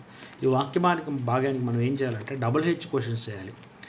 ఏ టెక్స్ట్కైనా ఇప్పుడు మనకి ఎగ్జామ్ రాస్తున్నాం అనుకోండి, ఏ క్వశ్చన్స్తో స్టార్ట్ అయితే మనకి HH క్వశ్చన్స్తోనే స్టార్ట్ అవుతాయి. HH క్వశ్చన్స్ ఏం చేస్తాయి అంటే టెక్స్ట్ని ఇంకా కొంచెం డీప్గా అండర్స్టాండ్ చేసుకోవడానికి మనకు ఉపయోగపడుతుంది. ఎక్కడ జరిగింది, ఎప్పుడు జరిగింది, ఎక్కడ జరిగింది, అది తండ్రి ఇంట్లో జరిగింది. ఎక్కడికి వెళ్ళాడు చిన్న కుమారుడు, దూరదేశం ప్రయాణం వెళ్ళిపోయాడు. వాట్ జల్సా, అదే కదా. వెన్ అంటే ఎప్పుడు వెళ్ళాడు, మంచి వయసులో ఉన్నప్పుడు వెళ్ళాడు. మళ్ళీ ఎప్పుడు వచ్చాడు, బుద్ధి వచ్చినప్పుడు వచ్చాడు. వేరు దూరదేశం. ఏది తినడానికి ఇష్టపడ్డాడు, పందులు తినే పొట్టుని తినడానికి ఇష్టపడ్డాడు. హూ వేషలతో తిని పాడు చేశాడు, అక్కడ ఉంది. హూమ్ ఎవరిని పిలిచాడు? తండ్రి అయిన దేవుడు తన పలివాడిని పిలిచి ప్రశస్త వస్త్రములు తెచ్చి త్వరగా కొట్టకండి, వీడి చేతికి ఉంగరం పెట్టండి, పాదములు చెప్పులు తొలగిన అంటాడు. ఎవరు అక్కడ ఉన్నవాళ్ళు? పరివాళ్ళు. ఎవరిది ఉంగరం? దేవుడిది. ఎందుకు అలా చేశాడని కరుణా సంపన్నుడు, కీర్తనీయుడు అని అసలు వేరేలాగా చేసి ఉండొచ్చు కూడా. అది కూడా వాళ్ళ నెగిటివ్ కూడా మనం ఆలోచించవచ్చు. వేరే వాళ్ళు అయితే ఏం చేస్తారు? కొట్టి వాడిని జైల్లో పడేసి ఆస్తి అంతా పెద్ద కొడుకు రాసేసి ఉండొచ్చు. అసలు వెయిట్ చేసి ఎలా చేశాడు? వాడి మీద కనికరపడి మెడ మీద ముద్దు పెట్టుకున్నాడు. హౌ ఫార్, ఎంత దూరం వెళ్ళిపోయాడు? డిస్టెన్స్ ఎంతో దూరదేశం. సో హౌ లాంగ్, ఎంతకాలం ఉన్నాడు? వాడు అంత డబ్బులంతా అయిపోయిందాక ఉన్నాడు. హౌ మెనీ, ఎంతమంది, అనేక మంది పని వాళ్ళు అనే పదం వాడతాడు సంపదని. హౌ మచ్, నా తండ్రి సంపద చాలా ఉందంటాడు. హౌ ఓల్డ్, వాడికి ఎప్పుడు ఏజ్ ఎంత ఉండొచ్చు అనేది కూడా మనం ఇట్లాంటి ప్రశ్నలు మనం వేసుకోవాలి. టెక్స్ట్ చదివాం, ఇప్పుడు మనం ఈ ప్రశ్నలు వేసేసాను. అయితే వాక్యాన్ని ఇంకొంచెం డీప్గా అర్థం చేసుకోవడానికి మనకి యాస్పెక్ట్ మెథడ్ అనేది రెడీగా ఉంది. ఒకటి యాస్పెక్ట్ మెథడ్ ఇది అవైలబుల్ ఉంది. సో యాస్పెక్ట్ మీది యాక్రోనియం, ఇది ఈజీ గుర్తుపెట్టుకోండి. ASPECT aspect. ఏ అంటే అబౌట్ గాడ్, ఎస్ అంటే సిన్ టు కన్ఫెస్, P అంటే ప్రామిస్ టు క్లెయిమ్, E అంటే ఎగ్జాంపుల్ టు ఫాలో, C అంటే కమాండ్ టు ఒబే, T అంటే థ్యాంక్స్ ఆర్ ట్రూత్, సత్యం. ఇందాక నేను చెప్పాను కదా స్టార్టింగ్, సత్యం. ఎటువంటి సత్యం అంటే నా అసత్యాన్ని రీప్లేస్ చేసేటువంటి సత్యం ఏవి ఉంది? Telling to others. ఇది మేము ప్రాక్టీస్ చేసింది మా స్టూడెంట్ ఏజ్లో. ఇతరులతో వాక్యాన్ని పంచుకోవడం, అది చాలా ఇంపార్టెంట్. ఇప్పుడు చూడండి, ఇక్కడ మనం ఆ టెక్స్ట్ చదివాము, చిన్న కుమారుడు ప్యాసేజ్ టెక్స్ట్ చదివాము, దానికి HH క్వశ్చన్స్ కూడా వేసేసిన తర్వాత ఏ అంటే అబౌట్ గాడ్. ఈ ప్యాసేజ్లో ఫస్ట్ క్వశ్చన్ మనం రాసుకుంటాం నోట్బుక్లో. ఏ అంటే అబౌట్ గాడ్. ఈ ప్యాసేజ్లో దేవుడి గుణ లక్షణాలు ఏం కనపడుతున్నాయి? మీరు చెప్పండి. ఇప్పుడు చిన్న కుమారుడు ప్యాసేజ్లో ఆలోచించండి, ఏమి లక్షణాలు కనపడతాయి? ఫస్ట్, దేవుడు కరుణా సంపన్నుడు, ఎందుకంటే ఆయన కనికరపడ్డారు, వాడి మీద కనికరపడ్డాడు. ఇంకా క్షమించే దేవుడు, క్షమించాడు. అంగీకరించాడు చిన్న కుమారుడు తిరిగి వచ్చినప్పుడు. తర్వాత పోగొట్టుకున్నవన్నీ తిరిగి ఇచ్చే దేవుడు. వాడి స్టేటస్ పోయింది, మరలా ఉంగరం పెట్టి ఆ స్టేటస్ని ఇచ్చాడు. చెప్పులు లేవు, చెప్పులు ఇచ్చాడు. అంటే మళ్ళీ విందు చేపించాడు. ఆయన సంతోషించే దేవుడు తన బిడ్డల దగ్గరకు వచ్చినప్పుడు. అంత మంచి దేవుడు. ఆ ప్యాసేజ్లో ఏ అంటే అబౌట్ గాడ్ గురించి అన్ని లక్షణాలు మనకు కనపడుతున్నాయి. ఒక డాక్టర్కి ఇలా అర్థమయ్యాడు యేసుక్రీస్తు వారు, అంటే ఆయన చేసినటువంటి అద్భుతాలను బట్టి. మీరే స్టూడెంట్స్ అయితే, లేకపోతే మీరు ఐటీ సాఫ్ట్వేర్ ఇంజనీర్స్ అయితే, డాక్టర్స్ అయితే, మీరు ఎంచుకున్న ఫీల్డ్లో దేవుడు మీకు ఎలా కనపడుతున్నాడు అవి మీరు నోట్ చేసుకోవచ్చు. నోవా ఆర్క్ సంబంధించి మనం ఆలోచన చేస్తే, God is a good architect, అది మనం ఆలోచన చేయవచ్చు. నోవా ఆర్క్ గురించి మీరు ధ్యానిస్తూ ఉన్నారనుకోండి, God is a good engineer, అది మనం ఇప్పుడు ఏ అంటే అబౌట్ గాడ్ మనం రాసుకున్నాం, తెలుసుకున్నాం. దేవుని గుణ లక్షణాలని నోట్బుక్ మీద రాసుకున్నాం. ఆ ప్యాసేజ్ చదివాం ఆ రోజు, ఈరోజు. ఇవన్నీ ఎందుకు? గుణ లక్షణాలు మనం ఎందుకు రాసుకోవాలంటే దేవుడిని ఆరాధించాలి. దేవుని గురించి మనం ఎంత ఎక్కువ తెలుసుకుంటా ఉంటే ఆయన లక్షణాలు మనలో రావాలి. అదే కదా ఇమేజ్ బిల్డింగ్ అంటే. సో అది మీరు గుర్తుపెట్టుకోవాలి. So that is what is called image building. A image break అయినటువంటి ఇమేజ్ని దేవుడు మళ్ళీ రిస్టోర్ చేస్తూ బిల్డ్ చేస్తూ ఉన్నాడు. సో దేవుని స్తుతించాలి, ఆరాధించాలి, దేవుని గుణ లక్షణాలను బట్టి దేవుడిని పొగడాలి, కీర్తించాలి. ఆయన సంపన్నుడైన దేవుడు. అందుకని చిన్న కుమారుడు, నా తండ్రి ఇంట అనేక మంది కూలి వాళ్ళకి కూడా ఆహారం సమృద్ధిగా ఉండదు, నేను ఎక్కడైతే ఆకలికి చచ్చిపోవచ్చున్నాను అంటాడు.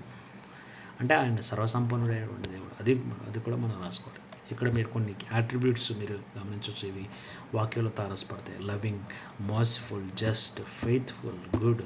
God is the creator, God the father, God the holy, God is creator of heavens, omnipotent, omniscient, redeemer, alpha omega, creator, almighty, Jesus, love. So these are the some characters. Redeemer, eternal, just, faithful, loving, infallible, righteous, omnipotent, self-existence, almighty. So these are some attributes. So ఇది మనం ఏ గురించి చూసాం. ఇప్పుడు ఆస్పెక్ట్లో letter S దగ్గరకు వచ్చాం మనం. Yes అంటే sin to confess. మనం పాపాన్ని 2 రకాలుగా మనం కేటగరైజ్ చేయొచ్చండి. ఒకటి, దేవుడు చెయ్యి అని చెప్తాడు, దాన్ని చేయలేదనుకో, మెలకువగా ఉండి ప్రార్థన చేయండి ఆజ్ఞ, అది పాజిటివ్గా. నువ్వు దాన్ని బ్రేక్ చేసావు, అప్పుడు ఏం చేసినట్టు? ఆజ్ఞ అతిక్రమమే పాపం, చేయలేదు, పాపం చేసినట్టు. యవనేచ్ఛల నుంచి పారిపోండి, ఆజ్ఞ, పారిపోలేదు, పడిపోయావు. ఇప్పుడు చేయమన్నది చేయలేదు, చేయొద్దన్నది కూడా చేయకుండా ఉండలేదు. 2, దీని అంటారు sin of commission, sin of omission. So ఈ విషయాల్లో మనం ఒకవేళ ఏమైనా పడిపోతున్నామో జారిపోతున్నామో అని చెక్ చేసుకోవాలి. చిన్న కుమారుడు, coming back to the passage. ఇప్పుడు మనం ప్యాసేజ్ చదువుతున్నాం, మార్నింగ్లో ఉన్నాం, మనం ప్యాసేజ్ని అర్థం చేసుకుంటున్నాం, ఫైటింగ్ చేసుకుంటున్నాం. అక్కడ చిన్న కుమారుడు ఏం చేశాడండి? ఫస్ట్ ఏమి పాపాలు చేశాడు? ఫస్ట్ తండ్రి దగ్గర నుంచి దూరంగా పోవటమే అదొక పాపం. రిలేషన్షిప్ని వద్దనుకున్నాడు, అదొకటి. తర్వాత దుర్వ్యాపారం చేశాడు, ఏమన్నా ఉపయోగపడేటట్టు ఖర్చు పెట్టాడా? లేదు. అక్కడ పెద్ద కుమారుడు తనకి సీక్రెట్ తెలుసు, చిన్న కుమారుడు సీక్రెట్ తెలిసి చిన్న కుమారుడు వచ్చినప్పుడు ఒక మాట అంటాడు, మన ఆస్తిని వేశ్యలతో కూడా తినివేసిన ఈ కుమారుడు వచ్చినప్పుడు నువ్వు అంగీకరిస్తున్నావు అని మత్సరపడతాడు. అంటే చిన్న కుమారుడి సీక్రెట్ పెద్ద కుమారుడికి తెలుసు. అంటే అన్ని రకాలుగా, అంటే వ్యభిచార సంబంధమైన పాపం, దుర్వ్యాపారం, జోదం, ఇవన్నీ కూడా అతను చేస్తున్నట్టు మనకి అర్థమవుతుంది. సో ఇవన్నీ మనలో ఉంటే మనం రాసుకోవాలి, నోట్ చేసుకోవాలి. ఒకవేళ మనలో అటువంటి ఏమన్నా లోపాలు ఉంటే దేవునికి దూరంగా వెళ్ళిపోవటం, అవన్నీ ఒప్పుకొని మనం విడిచిపెట్టాలి. పాపం మనం నోట్బుక్లో రాసుకున్నప్పుడు ఎస్ అని, పాపాన్ని ఒప్పుకొని మనం విడిచిపెట్టాలి. We have to confess and you have to leave it. ఒప్పుకుంటే ఉపయోగం మళ్ళీ చేస్తూ ఉంటారు. అట్లాగా దేవుని శక్తి కోసం మళ్ళీ చేయొచ్చు. కొన్నిసార్లు పడిపోము అనే విశ్వాస జీవితంలో పడిపోము అనే గ్యారంటీ ఏం లేదు. సో మన చాలా అపోహ ఏంటంటే, నేను పడిపోతున్నాను కాబట్టి దేవుని సన్నిధికి రాను అనేటువంటి అపోహలో చాలామంది వెనక్కి వెళ్ళిపోయే వాళ్ళు ఉన్నారు. నువ్వు దేవుని సన్నిధికి దగ్గరగా జరుగుతూ ఉంటే పడిపోకుండా ఉండే అవకాశం ఉంది. అలా అని నువ్వు ఏ మాటలోనో, చూపులోనో, క్రియల్లోనో ఏదో రకంగా మనం పడిపోతూ ఉంటాం. మనం శాంక్టిఫికేషన్లో ఎదుగుతున్నాం. శాంక్టిఫికేషన్ లైసెన్స్గా తీసుకోకూడదు. మనం పడిపోతాం కొన్నిసార్లు, బట్ దేవుని సన్నిధికి దగ్గరగా జరిగినప్పుడు పడిపోకుండా ఉంటాం కూడా. అది మనం దేవుడికి ఇచ్చిన కమిట్మెంట్, దేవుని సన్నిధిలో గడిపేటువంటి సమయం, దేవుణ్ణి మనం ప్రేమించే విధానం మీద ఆధారపడి ఉంటుంది. అందుకని మనం విజయం సాధించడానికి ప్రయత్నం చేయాలి. కొన్నిసార్లు అపజయం పాలైనప్పుడు దేవుని సన్నిధిని మనం పోగొట్టుకోకూడదు, దేవుడి సన్నిధికి రావాలి. సో ఈ పాపాన్ని మనం గుర్తించి ఒప్పుకొని విడిచిపెట్టాలి. వాగ్దానం. అసలు వాగ్దానం అంటే ఏంది? చాలామంది న్యూ ఇయర్ ప్రామిస్లు తీసుకుంటారు, చేస్తారు, మంచిదే, ఓకే. వాగ్దానం అంటే ఏంటి? ఇప్పుడు దేవుడు వాగ్దానం చేశాడు అనుకోండి, వాగ్దానానికి ఖచ్చితంగా ఒక కండిషన్ ఉంటుంది. ఇప్పుడు చూడండి, యెహోషువ 1లో నేను నీకు మోషేకు తోడైనట్లు నేను నీకును తోడైందును అని చెప్పిన తర్వాత కండిషన్ ఏంటయ్యా అంటే, ఈ ధర్మశాస్త్ర గ్రంథం నీవు బోధింపక తప్పిపోకూడదు, దానిలో రాయబడిన వాటన్నిటి ప్రకారం నీవు చేయుటకు నీవు జాగ్రత్త పడినట్లు దివారాత్రముల్లో దాన్ని ధ్యానించినట్లా నీ మార్గమును వర్ధిల్ల చేసుకొని చక్కగా ప్రవర్తిస్తావు. ఇది కండిషన్. అంటే దేవుడు ఒక వాగ్దానం ఇస్తున్నాడంటే ఖచ్చితంగా కండిషన్ ఉంది. అసలు వాగ్దానం అంటే ఏంటి అన్న అంటే, దేవుడు నీ కోసం కానీ, నీ పక్షాన కానీ, నీకై కానీ తాను తప్పక చేస్తానని చెప్పి ఇచ్చే హామీ, నథింగ్ బట్ వాగ్దానం. దీవిస్తాను, హెచ్చిస్తాను, గణపరుస్తాను, వస్తాను అంటే నేను నిన్ను దీవిస్తాను, నీ నామమును గొప్ప చేస్తాను, నేను నిన్ను హెచ్చిస్తాను, నీ నామాన్ని గణపరుస్తాను, నేను నీతో వస్తాను, నా ఆత్మతో నిన్ను నింపుతాను, నేను నిన్ను పంపుతున్నాను, నువ్వు వెళ్ళుము, నిన్ను విడవను ఎడబాయను, నేను నీకు ముందుగా వెళ్తాను, నేను ముందుగా వెళ్ళి మెట్టగా ఉన్న మార్గంలోని సరిచేస్తాను, నేను నీ మీద దయ ఉంచి నిన్ను కాస్తాను, నీ మార్గంలో ఏది రాకుండా చూస్తాను, నిన్ను బంధకం నుంచి విడిపించేవాడిని నేనే, ఐగుప్తు బంధకం నుంచి విడిపించేవాడిని నేనే, నిన్ను నిన్ను అరణ్యంలో నేను నడిపిస్తాను, మరి సాతాను నీకు లోబరుస్తాను. ఇవన్నీ ఏంటి? ఆజ్ఞలు. ఆజ్ఞలా కాదు, వాగ్దానాలు. ఆజ్ఞ కూడా మనం నెక్స్ట్ చూస్తాం. వాగ్దానాలు, దేవుడు మనకిచ్చేటువంటి వాగ్దానాలు, హామీ. ఇప్పుడు ఇక ఆజ్ఞ అనే పదం కూడా వాడాను కాబట్టి నేను, ఆజ్ఞకి వాగ్దానానికి తేడా ఏంటంటే, రాజు ఆజ్ఞాపిస్తాడు శిష్యులని, లేకపోతే ఎవరిని, సైనికుల్ని, ఎవరెక్కడ అంటారు, చిత్తం రాజా చెప్పండి, నీవు వెళ్ళు, అతన్ని తల తీసుకొని రా అనేది ఆజ్ఞ. ఓకే, నీవు వెళ్ళి మన సైన్యంలో ఎవరు పేదవారు ఉన్నాయో వారిని పసిగట్టి వారికి 1000 రూపాయల చొప్పున ఇచ్చేయండి, ఆజ్ఞ.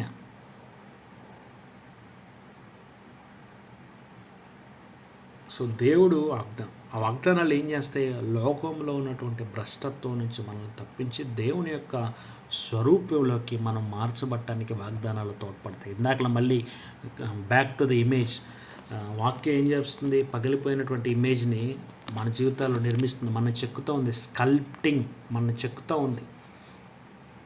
చెక్కుతూ ఉన్నప్పుడు ఈ యొక్క వాక్యము మన జీవితాన్ని చెక్కుతూ ఏ రూపాన్ని నిర్మిస్తుంది? యేసుక్రీస్తు వారి యొక్క రూపాన్ని మనలో నిర్మిస్తుంది. యేసుక్రీస్తు వారి రూపం మనలో నిర్మించబడుతున్నప్పుడు మనకు ఉపయోగపడే ఏంటి? వాగ్దానాలు. వాగ్దానాలు ఏం చేస్తాయి? లోకంలో ఉన్నటువంటి భ్రష్టత్వం నుంచి విడిపిస్తూ మరలా మనం దైవ స్వభావంలో పాలివారగొట్టుకు ఇవి మనకెంతో తోడ్పడతాయి. ఈ లెటరీ అంటే ఆ వాగ్దానం కూడా రాసుకోవాలి. అందులో ఉన్న వాగ్దానం ఏంటి? చిన్న కుమారుడు ప్యాసేజ్లో ఉన్నటువంటి వాగ్దానం. అక్కడ డైరెక్ట్గా వాగ్దానం లేదు, కానీ ఇండైరెక్ట్గా మాత్రం నీ తప్పును నువ్వు ఒప్పుకుని నా దగ్గరికి వస్తే నేను క్షమిస్తాను, నా కరుణ నీ పట్ల ఎప్పుడూ కూడా ఎవాపరేట్ అయిపోదు, అది అలానే నిలుస్తుంది, నువ్వెప్పుడు వచ్చినా నేను నిన్ను యాక్సెప్ట్ చేసుకోవడానికి రెడీగా ఉన్నాను, ఇన్ఫ్యాక్ట్ నేను వెయిట్ చేస్తూ ఉన్నాను. ఇవన్నీ వాగ్దానాలు. నువ్వు నా సన్నిధికి వస్తే నీకు మరలా నీ మునుపటి స్థితిని నేను రిస్టోర్ చేస్తాను. ఆల్రెడీ చిన్న కుమారుడికి రిస్టోర్ చేశాడు కదా దేవుడు, మనకు కూడా ఇస్తాడు. అది మనం వాగ్దానంగా ఇండైరెక్ట్గా ఉంది, అందులో మనం గమనించాలి. ఈ ఎగ్జాంపుల్ అక్కడ యేసుప్రభు చూపించిన ఎగ్జాంపుల్, చిన్న కుమారుడు వాడు పాడు చేసుకొని వస్తే పో నువ్వు అవసరం లేదు ఎందుకు వచ్చారు అని అన్నాడా? వాడి మీద కనికరపడి వాడి మెడ మీద ముద్దు పెట్టుకొని లోపలికి తీసుకెళ్ళాడు. అసలు స్నానం చేశాడో లేడో, బట్టలు ఎన్నాళ్ళు వేసుకున్నాడో, ఆ మురికంపు పందుల పొట్టు అంటే పందుల శాలలో ఉన్నాడు మనోడు. చూడండి ఎంత రేంజ్లో ఉంటుందో. ఇక మనకి స్ప్రే కొనుక్కోవడానికి కూడా టైం లేదు మనోడికి. చింపురు జుట్టు, చింపురు బట్టలు, వాసన, ఇవన్నీ భరించాడు కదా. మరి అలాంటి మనం వాక్యం ఎందుకు చదువుతున్నాం? భలే భరించాడు అనుకోవడానికి కాదు కదా. వాక్యం ఎందుకు చదువుతున్నాం? అలాంటి స్వభావం నాలో రావాలిగా. నేను ఇతరులని నా దగ్గర తప్పు చేసి వెళ్ళినప్పుడు నిజంగా అంగీకరించగలుగుతున్నానా? అదే రేంజ్లో మనం చెక్ చేసుకోవాలి. ఇలాంటి ఎగ్జాంపుల్ మనం ఫాలో అవ్వాలి. మరి చిన్న కుమారుడు నుంచి మనం ఏం ఫాలో అవ్వాలి? అందులో పెద్ద ఎగ్జాంపుల్, అందులో కూడా మంచి 2 ఎగ్జాంపుల్స్ ఉన్నాయి. ఒకటి ఏంటంటే బ్యాడ్ ఎగ్జాంపుల్ మనం అవాయిడ్ చేయాల్సిందంటే దేవుడి సన్నిధికి దూరంగా వెళ్ళిపోకూడదు. దూరంగా వెళ్ళిపోతే నష్టమే. గుడ్ ఎగ్జాంపుల్ అంటే కనీసం వాడు బుద్ధి వచ్చినప్పుడు వచ్చాడు, ఏదో ఉన్న హోప్తో వచ్చాడు. ఆ హోప్తో కనీసం మనం రావాలి. అది మనం రాసుకొని మనం పాటించడానికి దేవుని సన్నిధి కోసం శక్తి కోసం ప్రార్థన చేయాలి. ఇక్కడ ఎగ్జాంపుల్ అన్నప్పుడు మనం బ్యాడ్ ఎగ్జాంపుల్ మనం అవాయిడ్ చేయాలి. గుడ్ ఎగ్జాంపుల్, ఇప్పుడు దావీదు పాపం చేశాడు. చాలామంది దీన్ని తీసుకొని దావీదే పాపం చేశాడు మనం ఎంత, అలాగా అది కాదు. మనకు పరిశుద్ధాత్మ దేవుడు ఉన్నాడు, పరిశుద్ధాత్మ దేవుని శక్తి ఉంది, మనకు దేవుడు పవర్ ఇస్తాడు, మనం ఉండగలం. అట్లా సింపుల్గా ఆ ఎగ్జాంపుల్ తీసుకొని మన జీవితాన్ని కన్వించుకొని అట్లా జరగదు. మరి అలా అనేవాళ్ళు, యోసేపు ఉన్నాడు ఇటు పక్క, యోసేపు పారిపోయాడుగా, మరి అలా అనుకోరే. యోసేపు పారిపోయాడుగా, మనం ఎందుకు పారిపోకూడదని పర్సెప్షన్, మనం అనుకునే విధానంలో ప్రాబ్లం ఉంది, ఆలోచించే విషయం. సో అది మనం గమనించి గుర్తించి ఈ గుడ్ ఎగ్జాంపుల్ తీసుకోవాలి, బ్యాడ్ ఎగ్జాంపుల్ మనం అవాయిడ్ చేయాలి. ఆజ్ఞలు, ఇందాకలా ఆజ్ఞ అతిక్రమే పాపం అని మనం మాట్లాడుకున్నాం. ఇప్పుడు ఇందాక చెప్పాను, చేయమనేది చేయకపోవటము పాపమే, చేయొద్దన్నది చేస్తే అది కూడా పాపమే. ఇప్పుడు చూడండి, ఆజ్ఞ అనేది ఇందాక కూడా మీకు ఆల్రెడీ ఎక్స్ప్లెనేషన్ ఇచ్చాను. రాజుగారు తన సైన్యాధిపతికి కానీ సైన్యానికి కానీ శిష్యులకు కానీ ఎటువంటి ఆజ్ఞాపిస్తాడు అనేది మనం చూసాం. దేవుడు చెయ్యి అని నీతో చెప్పే ఆజ్ఞ నువ్వు చేయలేదనుకో, అది కూడా పాపం. ఇది ఇప్పుడు జక్కయ్య ఇప్పుడు ఫర్ ఎగ్జాంపుల్ ఏమని చెప్తాడంటే, జారత్వానికి దూరంగా పారిపోండి చేయమని చెప్పాడు, చేయాలి. విచరించవద్దు, చేయాలి. నరహత్య చేయవద్దు, చేయాలి. నరహత్య చేయవద్దంటే చేయాలని కాదండి, డోంట్ టేక్. ఆజ్ఞను మనం శిరసా వహించాలి. నీ పరుగు వాడిని ఏది ఆశించవద్దు, దాన్ని పాటించాలి. ఇవి ఆజ్ఞలు. జక్కయ్య త్వరగా రమ్ము, ఆజ్ఞ. సమాధానం కలదని పొమ్ము, ఆజ్ఞ. శుద్ధుడు కమ్ము, ఆజ్ఞ. నమ్మిక మాత్రం ఉంచుము, నమ్ము, ఆజ్ఞ. ప్రభువైన యేసునామములో లెమ్ము, ఆజ్ఞ. తెమ్ము, అమ్ము, ఇవన్నీ ఆజ్ఞలు. చేయమని చెప్పి చెవుడు వద్దంటాడు. వలదు, వదిలేయి, విడిచిపెట్టు ఆ పాపాన్ని. అసలు వాళ్ళతో వెళ్ళకు, నమ్మకు, వాటిని నమ్మొద్దు, వాటి మార్గంలో నడవద్దు, కూడదు. ఇవి కూడా దేవుడు చేయొద్దు అని చెప్పేటువంటి ఆజ్ఞలు, పాజిటివ్ అండ్ నెగిటివ్. ఈ ఆజ్ఞలు ఏమున్నాయి రాయాలి. అక్కడ ప్యాసేజ్లో మనకి ఏం ఆజ్ఞలు కనపడుతున్నాయి? మీరు ఆలోచన చేస్తున్నారు అనుకుంటున్నాను. యేసుక్రీస్తు వారు ఎవరెక్కడ పనివారు వచ్చారు. ప్రశస్త వస్త్రములు తెచ్చి వీనికి త్వరగా కొట్టండి, వీని చేతికి ఉంగరం పెట్టండి, వీని పాదములు చెప్పులు తొడగండి, ఈయన ఆ కుమారుడు చనిపోయి మరలా బ్రతికెను అంటాడు. అంటే అక్కడ వాళ్ళకి పనివారికి ఆజ్ఞాపిస్తున్నాడు. సో అవి ఆజ్ఞలు. వాటి వల్ల ఎట్లా అన్నా మన ప్యాసేజ్లో వాటిని ఎట్లా అప్లై చేసుకోవాలంటే, ఆ దేవుడు మనతో చెప్పే ఆజ్ఞ కాదు, కానీ ఇండైరెక్ట్గా మనం ఏం తీసుకోవాల్సిందంటే, చెడిపోయి పడిపోయి తప్పిపోయి తప్పు తెలుసుకొని మరలా వెనుక తిరిగి వచ్చినటువంటి వ్యక్తి పట్ల మనం చూపాల్సినటువంటి ప్రేమ ఆజ్ఞల్లో మనకు కనపడుతుంది. అది మనం అర్థం చేసుకోవాలి. అంటే మనం చెప్పులు దమ్మన్నాడు కానీ ఇప్పుడు చెప్పులు తెచ్చి తొడిగి అట్లా కాదు, కానీ ఆ మోటో మనకు ఉండాలి అనేది అక్కడ.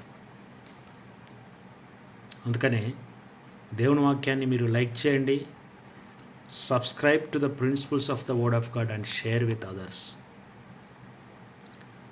కొత్తగా నేర్చుకున్న విషయం ఏమైనా ఉందా ఈ ప్యాసేజ్లో? అవి మీకుంటే రాసుకోండి, ఖచ్చితంగా ఇతరులకు చెప్పండి. ఇతరులకు చెప్పడం వల్ల బెనిఫిట్ ఏంటంటే, దేవుడు మనతో మాట్లాడిన విషయం మనం షేర్ చేసుకునేటప్పుడు వాళ్ళతో కూడా మాట్లాడతారు. అది బెనిఫిట్. ఇతరులకు చెప్పడానికి చదవద్దు, మన జీవితాన్ని మనం బాగు చేసుకోవడానికి చదువుకుందాం. సమయాన్ని బట్టి, సమయోచితమైన దాన్ని బట్టి మనం పిచ్చాపాటి ముచ్చట్ల కంటే కూడా ఆ రోజు దేవుడు నీతో ఏం మాట్లాడాడు ఇలా చదివినప్పుడు ఎటువంటి తలంపించాడు, కొన్ని విషయాలు షేర్ చేసుకుంటే వాళ్ళు కూడా ఎంకరేజ్ చేయబడతారేమో. పరిశుద్ధాత్మ దేవుడు మళ్ళా పనిచేసి వాళ్ళు కూడా రిస్టోర్ అవ్వడానికి దేవుడు సహాయం చేస్తాడు. సో ఇలా మీరు యాస్పెక్ట్ మెథడ్ని నోట్స్ రాసుకుంటూ చేస్తున్నప్పుడు అట్రిబ్యూట్స్ ఆఫ్ గాడ్, సిన్, ఇవి మీకు అర్థమవుతున్నప్పుడు, డీప్గా అండర్స్టాండ్ చేస్తున్నప్పుడు వెంటనే ప్రార్థన చేసేయండి.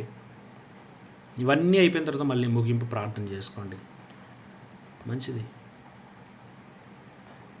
క్వైటం చేస్తే ఏమొస్తుంది అంటే సంపూర్ణ సంతోషం, ఆనందం, శాంతి, సమాధానం మన జీవితంలో వస్తాయి.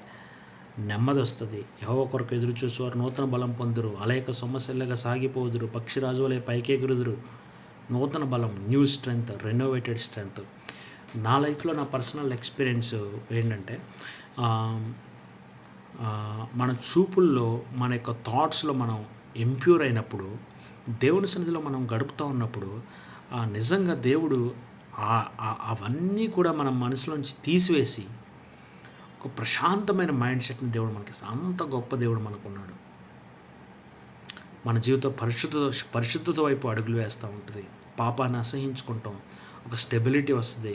అల్టిమేట్గా ఇందాక మనం డిస్కస్ చేసుకున్నట్టు క్రీస్తు స్వారూప్యం మనలో ఏర్పడుతూ ఉంటుంది. స్కల్ప్టింగ్ ఇమేజ్ని దేవుడు చెక్కుతూ ఉంటాడు మనలో. ఒకప్పుడు మనం వెంటనే స్పందించేవాళ్ళం, కోప్పడేవాళ్ళం. కానీ క్రీస్తు స్వారూప్యం మనలో ఏర్పడుతున్న కొద్దీ కోపం తగ్గుతుంది.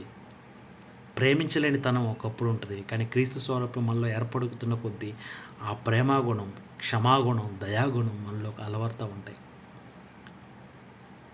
క్రీస్తు స్వారూప్యం స్వార్థపరులుగా ఉన్నాం, పిసినారులుగా ఉన్నాం. కానీ క్రీస్తు స్వారూప్యం మనలో ఏర్పడుతున్నది ఇతరులకు సహాయం చేయాలి, వాళ్ళని కొంచెం వాళ్ళ యొక్క బెనిఫిట్ కోసం మనం కృషి చేయాలనేటువంటి ఉంటుంది. ఇంకా 6th మనం చూస్తే దైవ జ్ఞానం మనలో పెరుగుతూ ఉంటుంది. దేవుని జ్ఞానం, దేవుని భక్తి మనకి పెరుగుతూ ఉంటుంది. దేవుని సన్నిధిలో మనం ప్రతిరోజు గడుపుతాం. ఇలా చేయకపోతే ఏంటి అంటే ఈ ఫలితాలకి 100% నష్టాలు, వ్యతిరేకత. సంతోషం ఉంటే క్వైట్ టైంలో, నువ్వు క్వైట్ టైం చేసుకోకపోతే వారం 2 వారాలు ఆ సమాధానం, సంతోషం కోల్పోతాం. నూతన బలం ఉండదు. పాప ఎంటర్ అయితే నూతన బలం ఉంటుంది, మొత్తం కొలాప్సే కదా. పరిశుద్ధత ఉండదు, అపవిత్రత మన జీవితంలోకి వస్తూ ఉంటుంది నెమ్మదిగా. క్రీస్తు స్వారూప్యం బదులు సాతాను స్వారూప్యం మనలో ఏర్పడుతూ ఉంటుంది క్వైట్ టైం లేకపోతే. దైవ జ్ఞానానికి బదులు లోక జ్ఞానం పెరిగిపోయింది.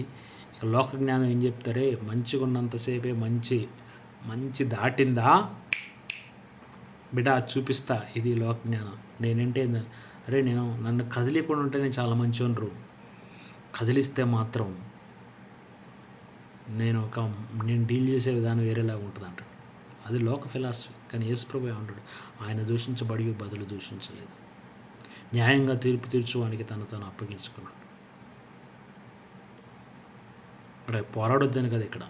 సో అంటే న్యాయబద్ధంగా కోర్టులకి న్యాయం ఉంటే మనం పోరాడాలి, అది కాదు నేను చెప్పేది. కానీ క్రీస్తు స్వారూప్యం మనం ట్రీట్ చేసే విధానం మనలో రావాలి. సో ఇప్పుడు ఈ క్యూఆర్ స్కానర్ మీరు స్కాన్ చేస్తే అక్కడ quite and related PPT and work sheets, కొన్ని మెటీరియల్స్, ఫ్రీక్వెంట్లీ రైజ్డ్ క్వశ్చన్స్ అన్నీ మీకు దొరుకుతాయి. దీన్ని స్కాన్ చేయండి. ఇది so thank you very much. ఈ ఛానల్ని మీరు సబ్స్క్రైబ్ చేయండి, అనేక మందికి షేర్ చేయండి. దేవుడు దీన్ని గ్రోత్లోకి నడిపించాలి, ఇంకా మంచి కంటెంట్ రావాలి, దానికోసం ప్రార్థన చేయండి. దేవుడు ఈ యొక్క ప్రయత్నాన్ని దీవించాలని కోరుకుంటున్నాను. లైక్ చేయండి, షేర్ చేయండి, సబ్స్క్రైబ్ చేయండి. మరలా ఇంకో వీడియోతో మీ ముందుకు వస్తాను. Thank you very much. మరలా కలుసుకుందాం. చిన్న ప్రార్థనతో ముగిద్దాం. మా దేవా, మా ప్రభా, ఇంతవరకు సహాయం చేశారు, నీకు వందనాలు. ఈ వీడియోని ప్రభా అనేక మందికి ఆశీర్వాదకరంగా వాడుకోండి. మేము అందరం కలిసి క్వైట్ టైం చేసుకుంటూ ప్రభా నీ స్వరూపిలోకి మార్చబట్టడానికి మాకు సహాయం చేయండి. డిస్టర్బెన్సెస్ అన్నిటి నుంచి తీసివేయండి ప్రభా. క్రమబద్ధంగా డైలీ రెగ్యులర్గా నీతో సమయాన్ని గడపడానికి దేవా సహాయం చేయండి. మా ప్రయారిటీస్ని మేము రైట్ వేలో సెట్ చేసుకోవడానికి దేవా సహాయం చేసి నడిపించమని, వ్యూవర్స్ని కూడా దీవించి ఆశీర్వదించమని యేసు నామమున అడుగుతున్నాం తండ్రి. ఆమేన్. Thank you very much. Will meet again.